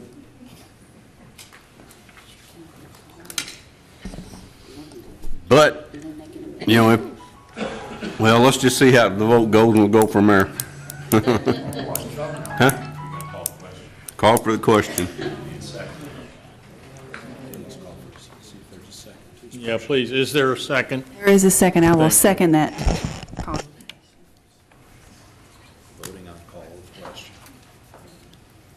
We're voting on the call of the question.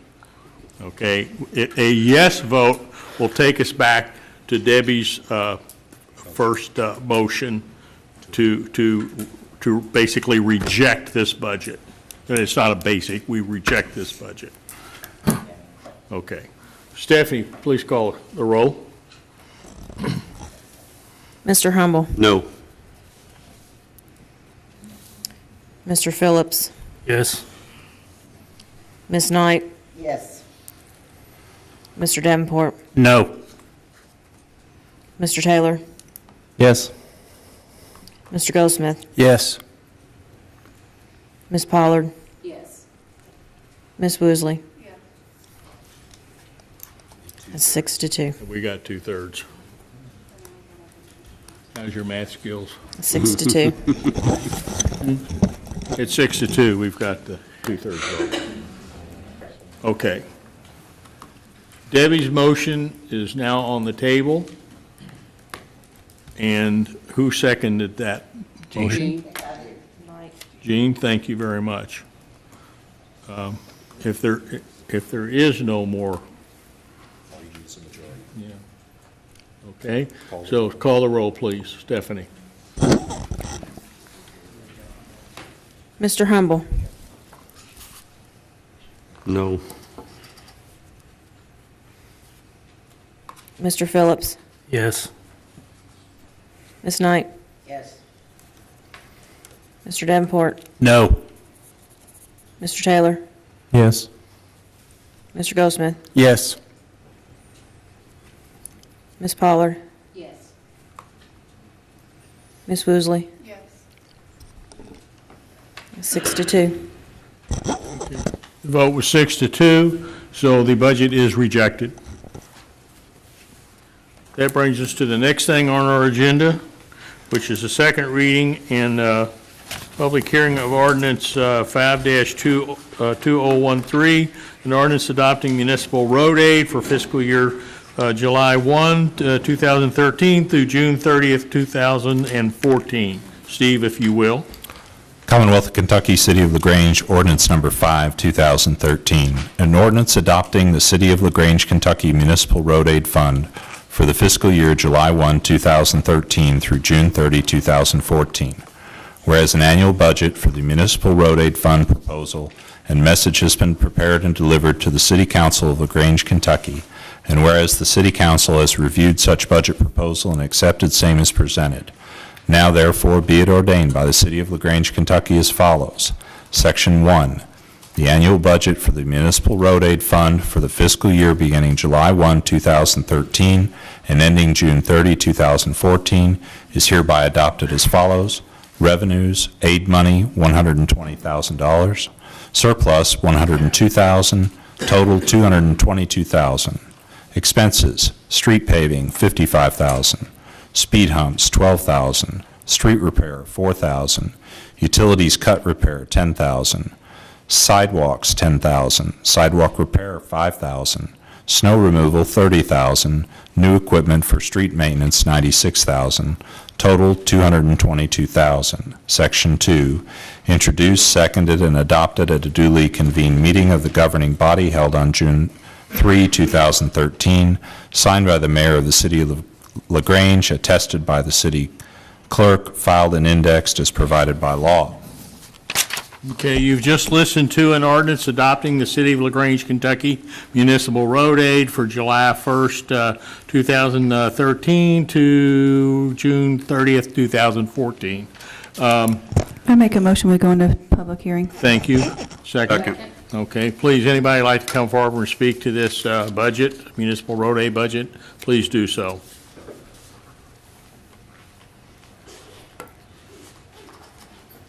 Okay, it looks like nobody's coming forward. Can I go up? Okay. You knew I'd be back up here.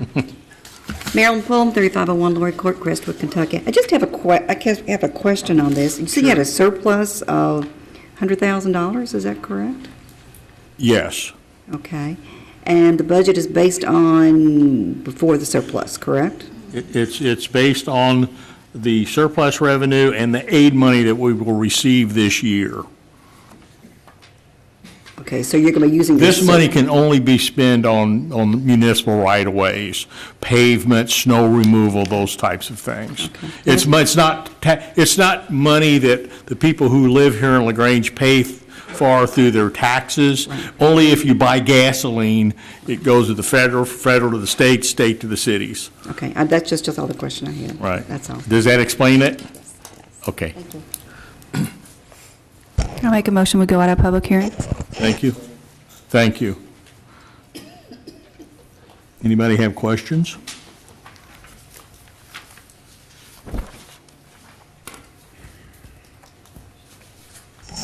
I'll make a motion that we pass the Commonwealth of Kentucky City of LaGrange Ordinance Number 5-2013 regarding the if I can speak correctly, I'm sorry, municipal road aid funds for the fiscal year of July 1st through June 30th. Thank you. Second. Thank you.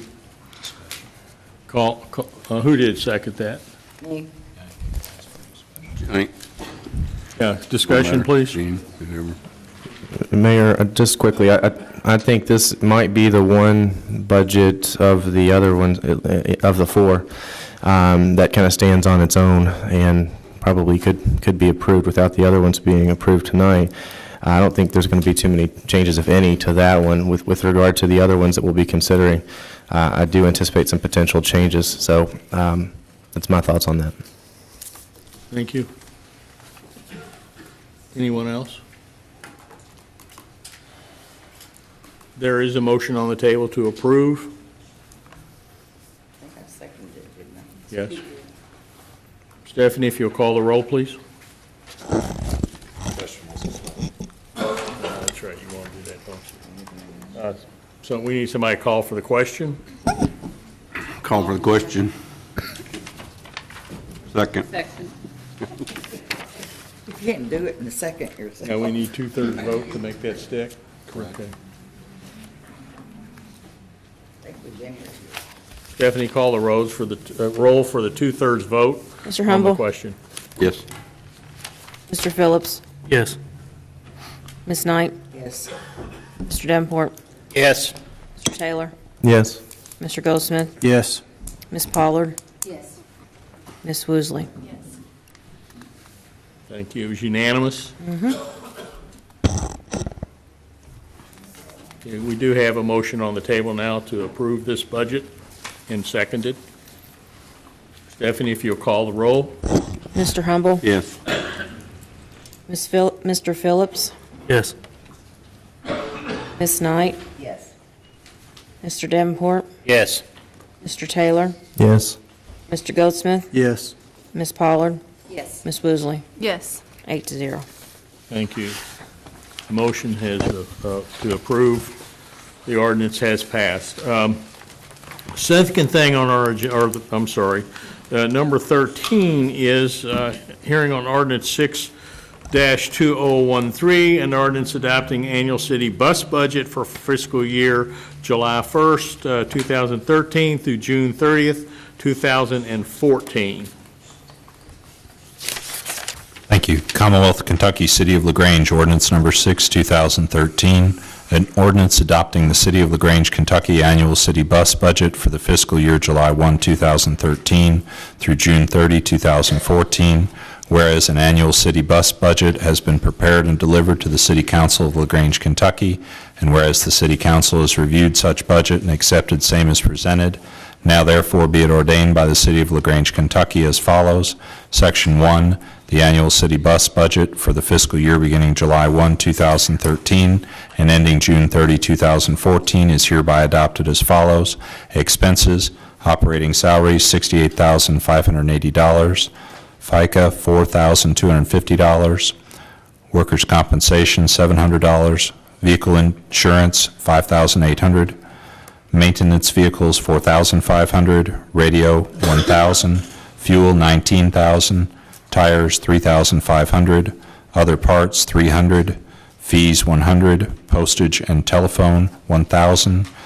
Drug tests, $1,400. Ads and printing, $200. Background check, $400. Administrative salary, $34,650. FICA, workers' comp and Medicare, $2,700. Retirement, $6,590. Consultant fee, $4,000. Contingency, $5,000. Depreciation equipment, $8,000. Grand total, $171,670. Contribution, city, $26,000. County, $25,000. Rawlings, $25,000. TARC, $95,670. Grand total, $171,670. Thank you, Steve. I'm not done, I'm sorry. Section 2, I had to get the page turned. Okay. Introduced, seconded, and adopted at a duly convened meeting of the governing body held on June 3, 2013, after first reading held on May 6, 2013, signed by the mayor of the city of LaGrange, attested by the city clerk, filed and indexed as provided by law. This ordinance shall take effect upon its passage, approval, and publication according to law, and shall continue until amended or until June 30, 2014, whichever should first occur. Thank you, Steve. You just heard the second reading of ordinance 6-2013, and that is the operation of the city bus from July 1st, 2013 through June 30th of 2014. I make a motion, we go into public hearing, Mayor. Thank you. Thank you. If anyone would like to come forward and speak to this, please do so now.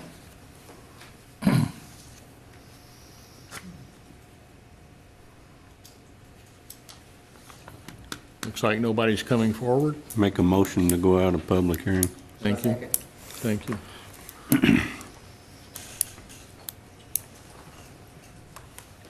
We'll need a motion to either approve or disapprove. I'd like to make a motion to approve this ordinance adopting the City of LaGrange annual city bus budget. Thank you, Jean. Can we get a second?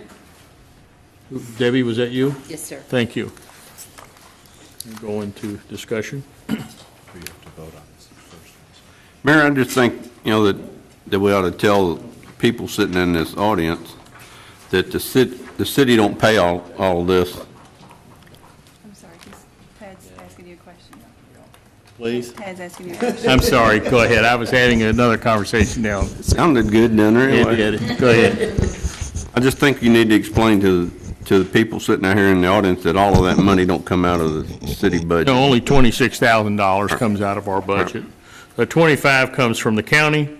25,000 comes from the generosity of Mr. Rawlings, and then the rest of it comes from TARC, approximately $95,000 from TARC. Bill, are the drivers all part-time or full-time? Everybody's part-time. There is no, the only full-time person will be Sue Fuller, the Right. administrator. Right. Okay, that was my understanding. Who she's already full-time anyway, Right. so. Thank you. But her salary now has been moved over to Right, this to budget. this budget. Thank you. And that was Debbie, that was one of the things that I asked the mayor to do. We had a discussion on this, and I asked him to use part-time drivers so we didn't have to pay state pension and Pension. insurance. Thank you.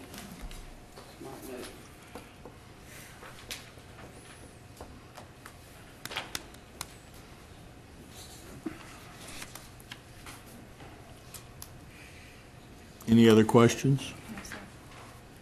Would someone like to call for the question? Call for the question. Second. Stephanie, call the roll.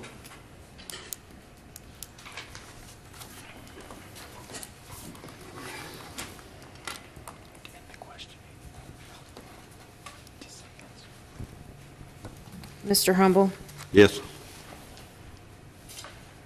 Mr. Phillips, Yes. Ms. Knight, Yes. Mr. Davenport, Yes. Mr. Taylor, Yes. Mr. Goldsmith, Yes. Ms. Pollard, Yes. Ms. Woosley. Yes. I believe that was unanimous.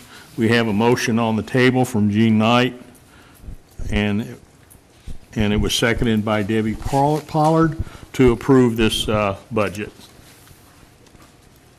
If you'll call the roll, please. Mr. Humble, Yes. Mr. Phillips, Yes. Ms. Knight, Yes.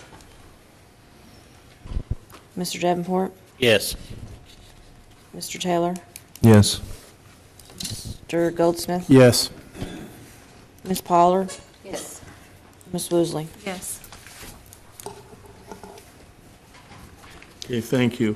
The next thing on our budget, on our agenda here this evening is item number 13, which is an ordinance adopting the City of LaGrange's alcohol regulatory fee budgets for the fiscal year of July 1st, 2013 through June 30th of 2014. So if you will, Steve, please. Thank you. Commonwealth of Kentucky, City of LaGrange, ordinance number 7, 2013, an ordinance adopting the City of LaGrange, Kentucky alcohol regulatory fees budget for the fiscal year July 1, 2013 through June 30, 2014. Whereas an annual budget for the alcohol regulatory fees have been prepared and delivered to the City Council of LaGrange, and whereas the City Council has reviewed such budget proposal and accepted same as presented, now therefore be it ordained by the City of LaGrange, Kentucky as follows. Section 1, the annual budget for alcohol regulatory fees for the fiscal year beginning July 1, 2013 and ending June 30, 2014 is hereby adopted as follows. Payments on remodeling, $56,000, insurance on building, $35,000, subtotal $91,000, police, $160,599, total $25,599. Section 2, introduced, second, and adopted at a duly convened meeting of the governing body held on June 30, 2013, signed by the mayor of the City of LaGrange, attested by the city clerk, filed and indexed as provided by law. Steve, I believe you called the total out wrong. Could you do it one more time? $251,599. Thank you. I think you called it as 25,000. Thank you. I'll make a motion, we go into public hearing. Second. Thank you. Anybody at all would like to come up and speak about this budget, please do so. I'm Rick Rash, live at 7409 Ultimate Way in the city of Orchard Grass Hills. I'd like to speak against this. I'd much rather see all the money go toward the police budget and reduce the general fund contribution accordingly. Think that you've got several white elephant buildings now, and to improve the firehouse would just be improving another one. While I'm up here, I think it might be a good idea to approach DeHaven about leasing your current city hall. Thank you. Anyone else? Carolyn Pullum, 3501 Laurie Court, Crestwood, Kentucky. I feel like we really should get out of the real estate business because obviously we're not making good investments and it seems like we're just losing money. And I hate to see money put into more real estate when we can't seem to handle what we've already got, which is the reason why we're here tonight. Thank you. Anyone else?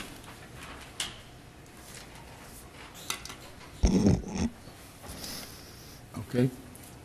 Somebody make a motion to go out. I'll make a motion, we go out of public hearing, Mayor. Second. Thank you.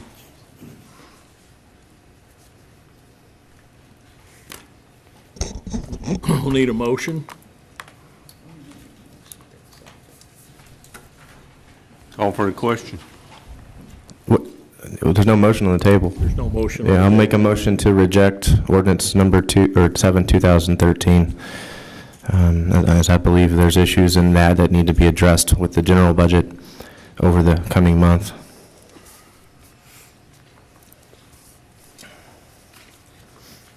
Any second to Jason's, I'll second it. thank you. Discussion? I still think we can vote on this when we got everything else up in the air, money-wise, that is. There's a substantial amount of money with regard to this budget that could be utilized to the police. I know some has been allotted, but there's an additional amount that could go to that would free up some money for debt service. Ultimately, as part of my recommendation that I sent everybody earlier today, that possibly could help us avoid, occupational tax by coming up with enough money, throughout this budget process to cover that. So that's my issue with this, and that's why I made the motion to reject this particular budget. Jason, I think it's important to realize that the remodeling of the firehouse, that's what's going to keep 2 ambulances here in our city. I have not got the figures back on the response time that has been cut already by utilizing that fire station to keep the ambulances in. Part of that remodel will include 2 spaces for 2 ambulances to be kept in our city. I think it's important to know that. I think we're looking at safety issues here also, but Mayor, can you, that's not just something you came up with. They actually came to you and asked you. Absolutely. Right. You just. I have something. They want to keep 2 ambulances in LaGrange for response time. yes. Yes, Steve, go ahead. One thing I notice on this is if we do reject this and have another reading in the future, there needs to be a revenue and expenses section for section 1. As it stands now, there's just an implication of revenue. So if we do pass the motion that's on the table, then I think the next time we read this, it needs to have both the revenue and expenses. And I take the hit for that one, not having it procedurally correct. Thank you. Is it also true that we don't have a true figure? There's no way we can come up with a true figure on this? The figures that we have are basically based on what we have done to date, knowing that we have 2 retail liquor outlets that have not come online yet. And basically, there was obviously some guesstimation done here because that's the only way you can do it. Right, but we can't sit here and say this is gonna bring in $450,000. Absolutely not. No. I think the total figure here that you're looking at is a low estimation of what will come in. And Steve, let me ask you a question. Is also on this, is there a certain amount that we can use for the police department? Does state law regulate this? It does, doesn't it? I think we need a little emphasis. Yes, funds collected under the regulatory fee are to be used for administration and enforcement of the alcohol control ordinances. And that is the limit of their ability. They have to be reasonably related to those functions in order to pass a legal question. So we can't take 100% of our police department and pay it out of this budget, is that correct? Theoretically, you could if they were all working on administering just that law. So if we didn't do anything else? Yeah, right? if you didn't make safety checks and you didn't do any traffic control or traffic violations, if all you did was administer and enforce the alcohol regulatory license. Or didn't do any drug work or anything like that, we could just, as long as we did drunk driving and stuff like that and just threw everything else out the window, Correct. we could take the whole police department out of this, correct? You could, as long as that's all they were doing. And the police department budget's about 1.4 to 1.5 million, so this is about 1/6 of that total. It's more than theoretically that you could do that. It's 10%, I believe, Jason, but I'm not, I believe that's what. I used the number 10% this year, Jason, just because I wasn't really sure about the law, and that's why I asked Steve to talk on that, because I didn't think that we could take that much out of the police budget. Well, and again, I just think that's one of the issues that, we've attempted to discuss, and I think it needs further discussion to see if we could possibly get some more debt service money, from different areas. The insurance on the building also seemed a little high to me, a decent amount high, actually, and I didn't know if we had, any kind of statements on that or any bids or how we came up with that $35,000 number for that particular building. We've been paying insurance on that building since the beginning of time, since the building was built. It's our building, it belongs to us. Actually, it belonged to the LaGrange, what was the name of it? Public Properties. And that was signed over to the city of LaGrange just this week. And one thing else that's going to happen if you decide on doing something and getting rid of that building, we're going to have to get rid of the siren too, and the county is going to have to move that to another building or someplace else. Mayor, do we have a certain commitment from the EMS that they will stay in the building for a certain amount of time? Are they under a contract? It wouldn't come from the EMS, it would come from Baptist Hospital. And as far as the commitment goes kind of like this. Yes, we'd really like to have the space. That's the commitment. There is a signed contract for right now to lease the space for 1 year, but at a substantially lower rate than what the number they will be paying. I think if you go back to the budget, you'll see those numbers. My concern was just maybe, 6 months, a year, 2 years from now, they said, hey, we found a better place. Absolutely, that could happen. Right. But that's with any property that you own, and you rent out or lease out, that can happen. Can I ask, if we didn't put ambulances there, where would they be? I have no idea. Oh, Where were they before they were there? Buckner. Buckner, yeah. So if we didn't allow them, then they would probably go back to Buckner, and we would not have the ambulances in the range. That would be an assumption on our part. Maybe they build their own building. I really can't answer that. But the purpose of putting them there was for response time. yeah. Absolutely. Yeah.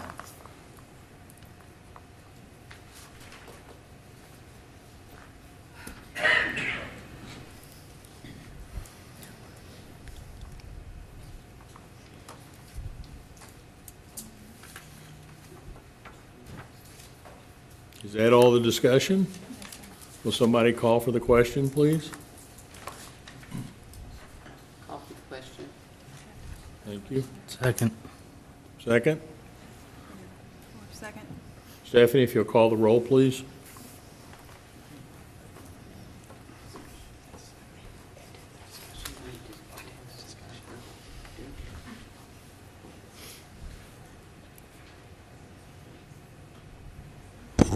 Mr. Humble, Yes.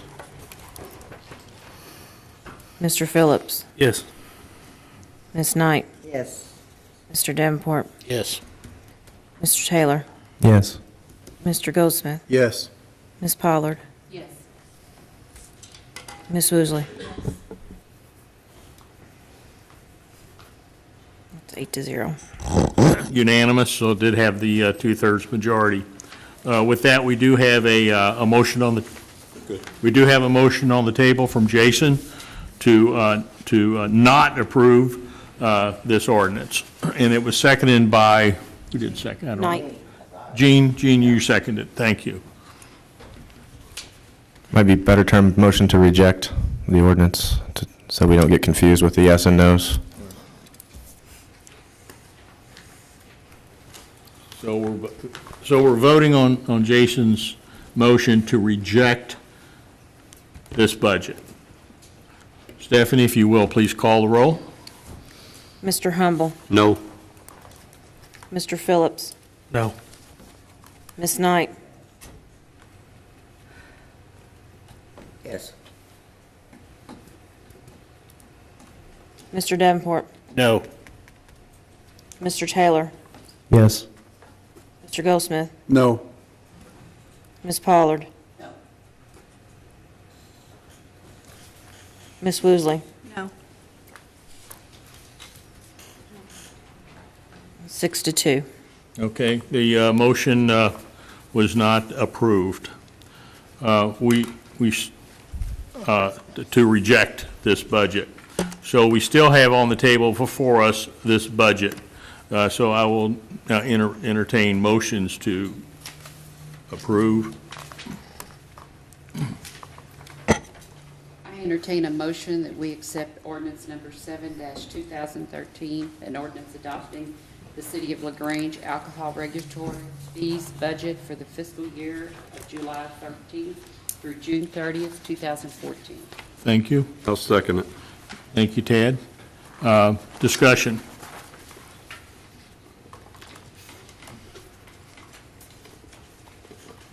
Jason, as far as the thing you sent this morning on this, I know you're concerned about this budget, and I do plan on next year revisiting this as far as the budget goes and try to put a bigger percentage in there.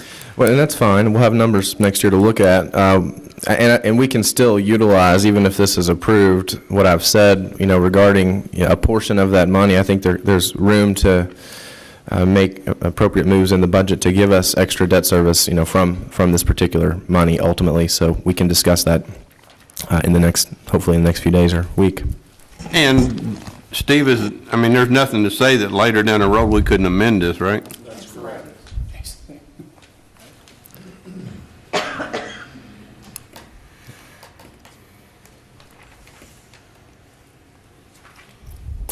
Is this number that we have here as of today, because I know it's now June 3rd, is this number accurate? Or do we have a specific number that's been collected for a specific period of time so far that might make this? I was under the impression when the mayor told me that this number was up as of what we've collected now.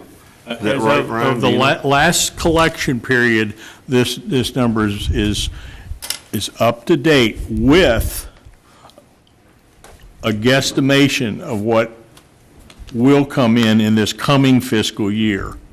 Okay, we have not collected $251,000. Right. I guess my question is, how much have we collected and for what period of time so far? Wait a minute, but we're working on that right now. Thanks. If they look at their bank accounts, the list of bank accounts,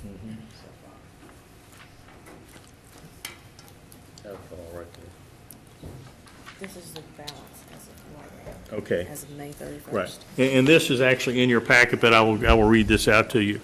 Right now, as of May the 31st, okay, we had $83,000 in the bank. For what period of time?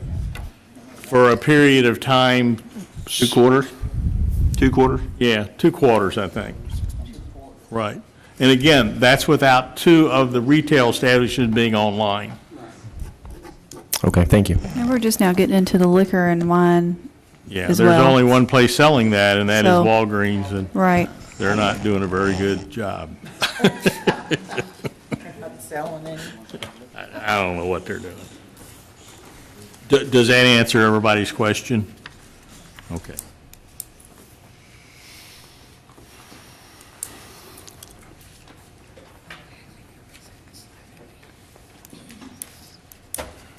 We need to call for a vote? Need to call for a question. Call for a question. Second. I'll second that. Thank you. Stephanie, if you'll call the roll, please, when calling for the question.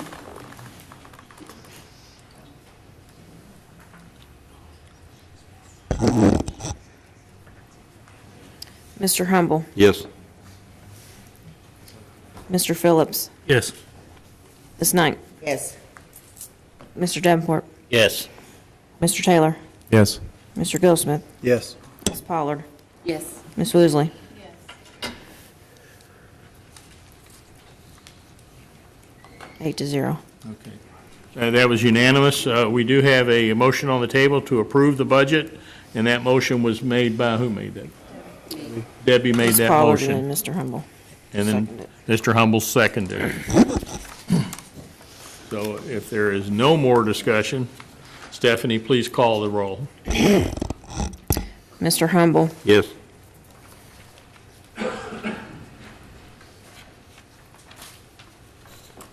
Mr. Phillips, Yes. Ms. Knight, Yes. Mr. Davenport, Yes. Mr. Taylor? No. Mr. Goldsmith? Yes. Ms. Pollard? Yes. Ms. Woosley? Yes. That's 7-1. Thank you.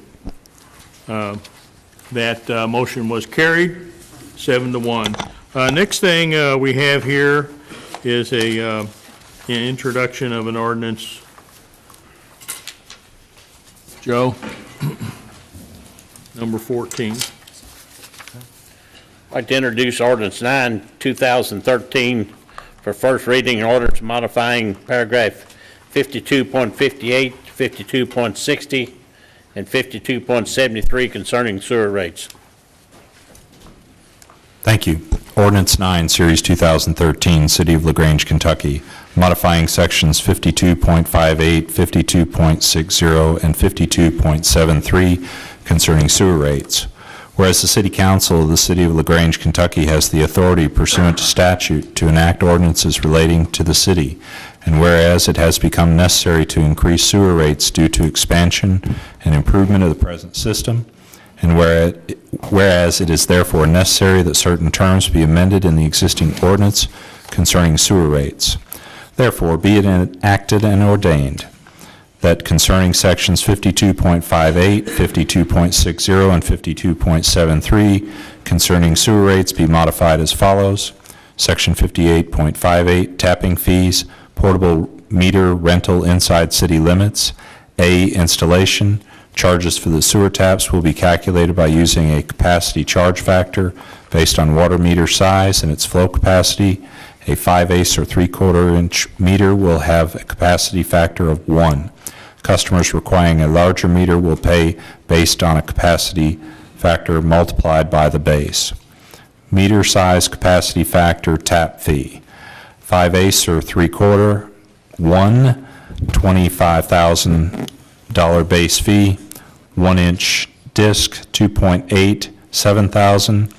1.5 inch disc, 4.8, $12,000. 2 inch compound, 8, $20,000. 3 inch compound, 18, $45,000. 4 inch compound, 40, $100,000. 6 inch compound, 80, $200,000. 2 inch turbine, 10, $25,000. 3 inch turbine, 22, $55,000. 4 inch turbine, 50, $125,000.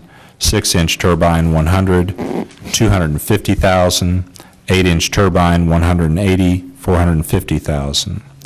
Multifamily units, apartments, condos will pay the base tap fee multiplied by 1 for 3 bedrooms, 3/4 for 2 bedrooms, and 1/2 for 1 bedroom unit, times the total number of units regardless of water meter size. All out-of-city customers will pay an additional 25% on sewer rates and charges. B, rental. The following rules and charges are adopted for renting portable hydrant meter and wrench. 1, a deposit of $100 shall be paid when said meter is picked up.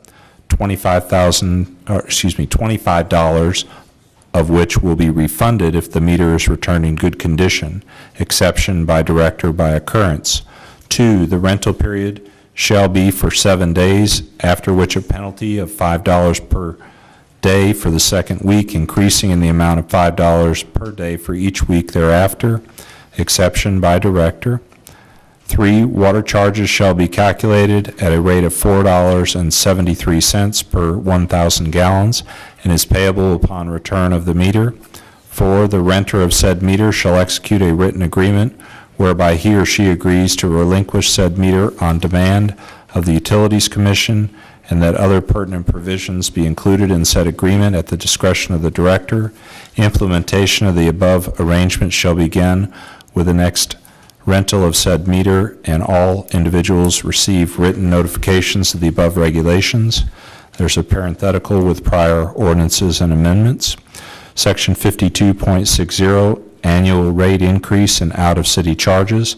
A 2.5% increase or less is determined by the Commission by inclusion in the annual Utility Commission budget approved by the city, will be added each year to the water and sewer rate charges as set forth in this chapter.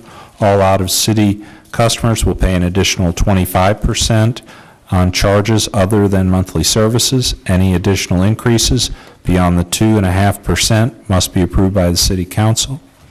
And again, a parenthetical about original ordinance and amendments. Section 52.73, rates and surcharges. A, sewer rate schedule. The following schedule of rates shall apply to each user of the sewage treatment system. The schedule includes rates for operation, maintenance, replacement, and debt service charges, each based on the volume of metered or estimated water consumption. The rates for normal monthly billings for sewer service shall be determined on the basis of each user's metered water consumption, subject to modification pursuant to Section 52.60. The rate for sewer service to be furnished by the city to customers inside the city corporate limits shall be as follows. Sewer, residential only, minimum bill, $9.69. First 1,000 gallons, $2.53 per 1,000 gallons. Next 1,000 gallons, $3.09 per 1,000 gallon. Next 13,000 gallons, $4.45 per 1,000 gallon. All over 15,000 gallons, $3.25 per 1,000 gallon. Sewer, industrial, commercial, multifamily apartments, minimum bill, 5/8 or 3/4, $11.60. 1, $17.40. 1.5, $29.01. 2, $58.01. 3, $116.03. 4 or larger, $174.04. Volume charge per 1,000 gallons, $4.51. Multifamily units, condominiums, and apartments will be considered commercial for monthly sewer billing charges. All out-of-city customers will pay an additional 25% on sewer fees, rates, and charges. B, surcharges.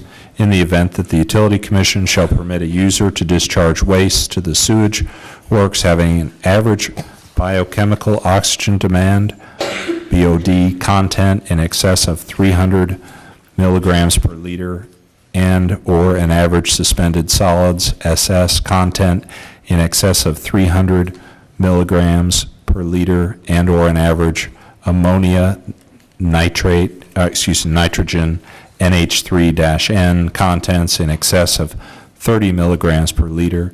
The user shall pay a surcharge based upon the excess strength of its wastes. Surcharges shall be billed in addition to charges for domestic level flows. Surcharges may either be billed separately or shown separately on the normal monthly sewer bill. 2, the following surcharge rates shall apply to each user of the sewage works that has received permission from the director to contribute excessive strength sewage. Surcharge rates, parameter, rate, BOD, 20 cents per pound, SS, 20 cents per pound, NH3-N, 80 cents per pound. The excessive strength surcharge shall be based on the following formula with the total applied to the monthly bill of affected users. A, parenthetical D minus 300 plus B, parenthetical E minus 300 plus C, parenthetical F minus 300 times 0.00834 times G surcharge equals surcharge payment, where formula components are as follows. A, surcharge rate for BOD in dollars per pound. B, surcharge rate for SS in dollars per pound. C, surcharge rate for NH3-N in dollars per pound. D, average user's BOD concentration in milligrams per liter. E, user's average SS concentration in milligrams per liter. F, user's average NH3-N concentration in milligrams per liter.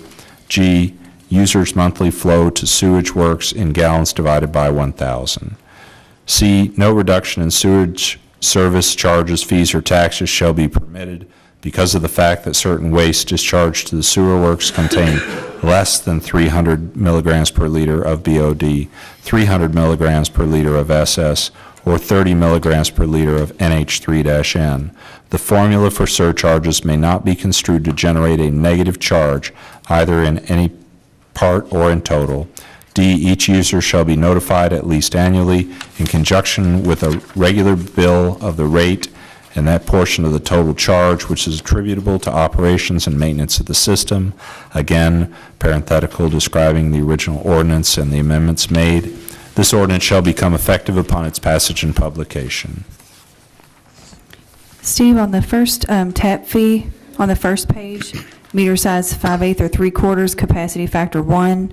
The tap fee, you said it was 25,000, but it's 2,500. I just wanted to clarify that for the first reading. Thank you. 2,500 base fee. Apologize for the error.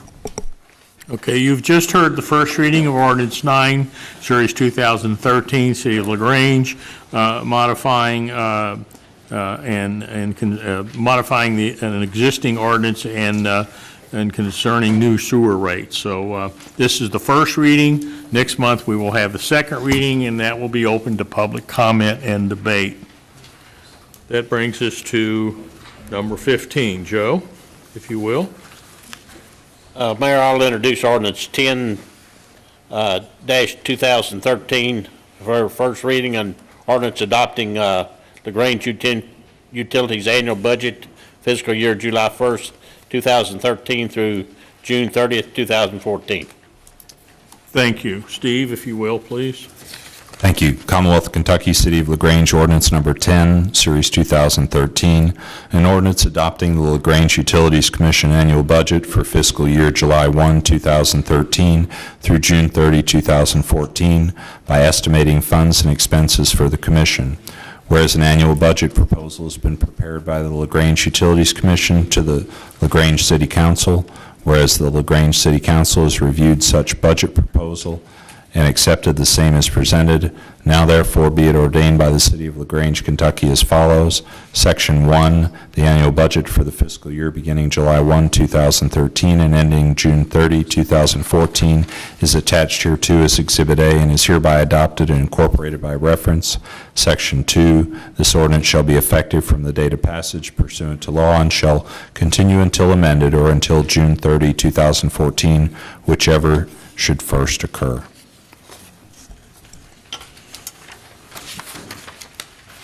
Thank you, Steve. You just heard the first reading of ordinance number 10, Series 2013, adopting the Utilities Commission annual budget. Next month, we'll have the second reading of that, and we'll have public comment and discussion. Thank you. That takes us to number 16, which is committee reports. Do we have any committee reports this evening? Yes. All right. Budget Committee. Jason, is next Tuesday okay with you? The 11th?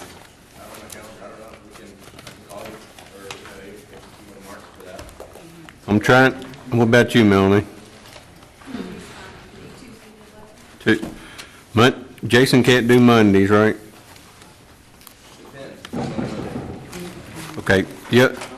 Y'all email me tomorrow, either Monday or Tuesday of next week, 10th or 11th. If y'all don't, if you're not going to make the meeting, please ask Lee or Jean or Debbie or some of them to fill in for you.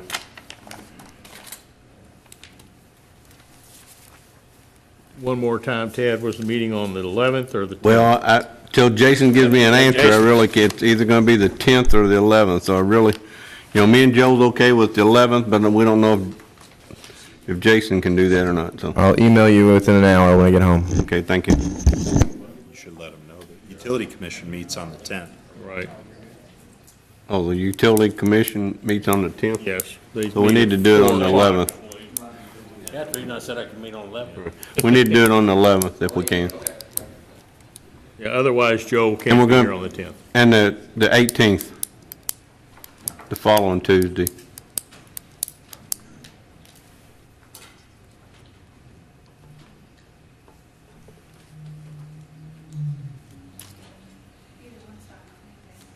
Okay. We're gonna do the 11th and 18th both. Yeah, okay. And then we'll probably have to have a special meeting for the first reading if we're gonna try to get this. So it'll have to be the following week.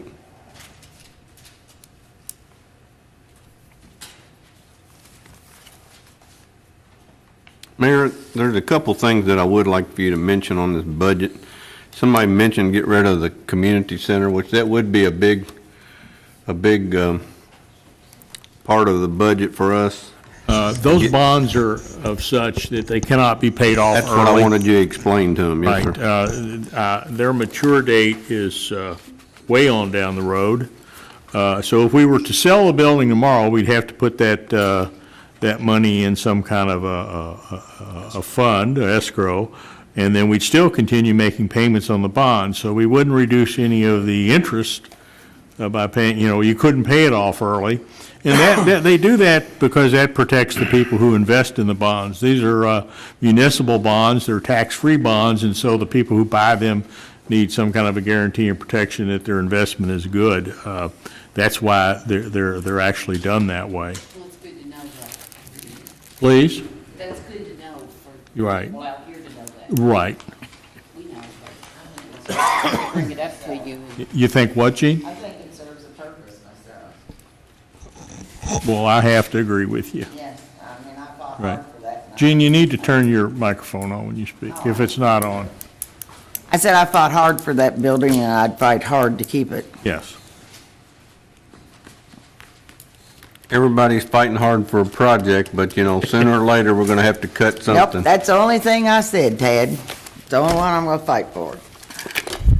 So you're okay with getting rid of the police department? No, I would really fight you for that one. Okay. I just want to make sure. You said that's the only thing you're fighting for. Well, I meant,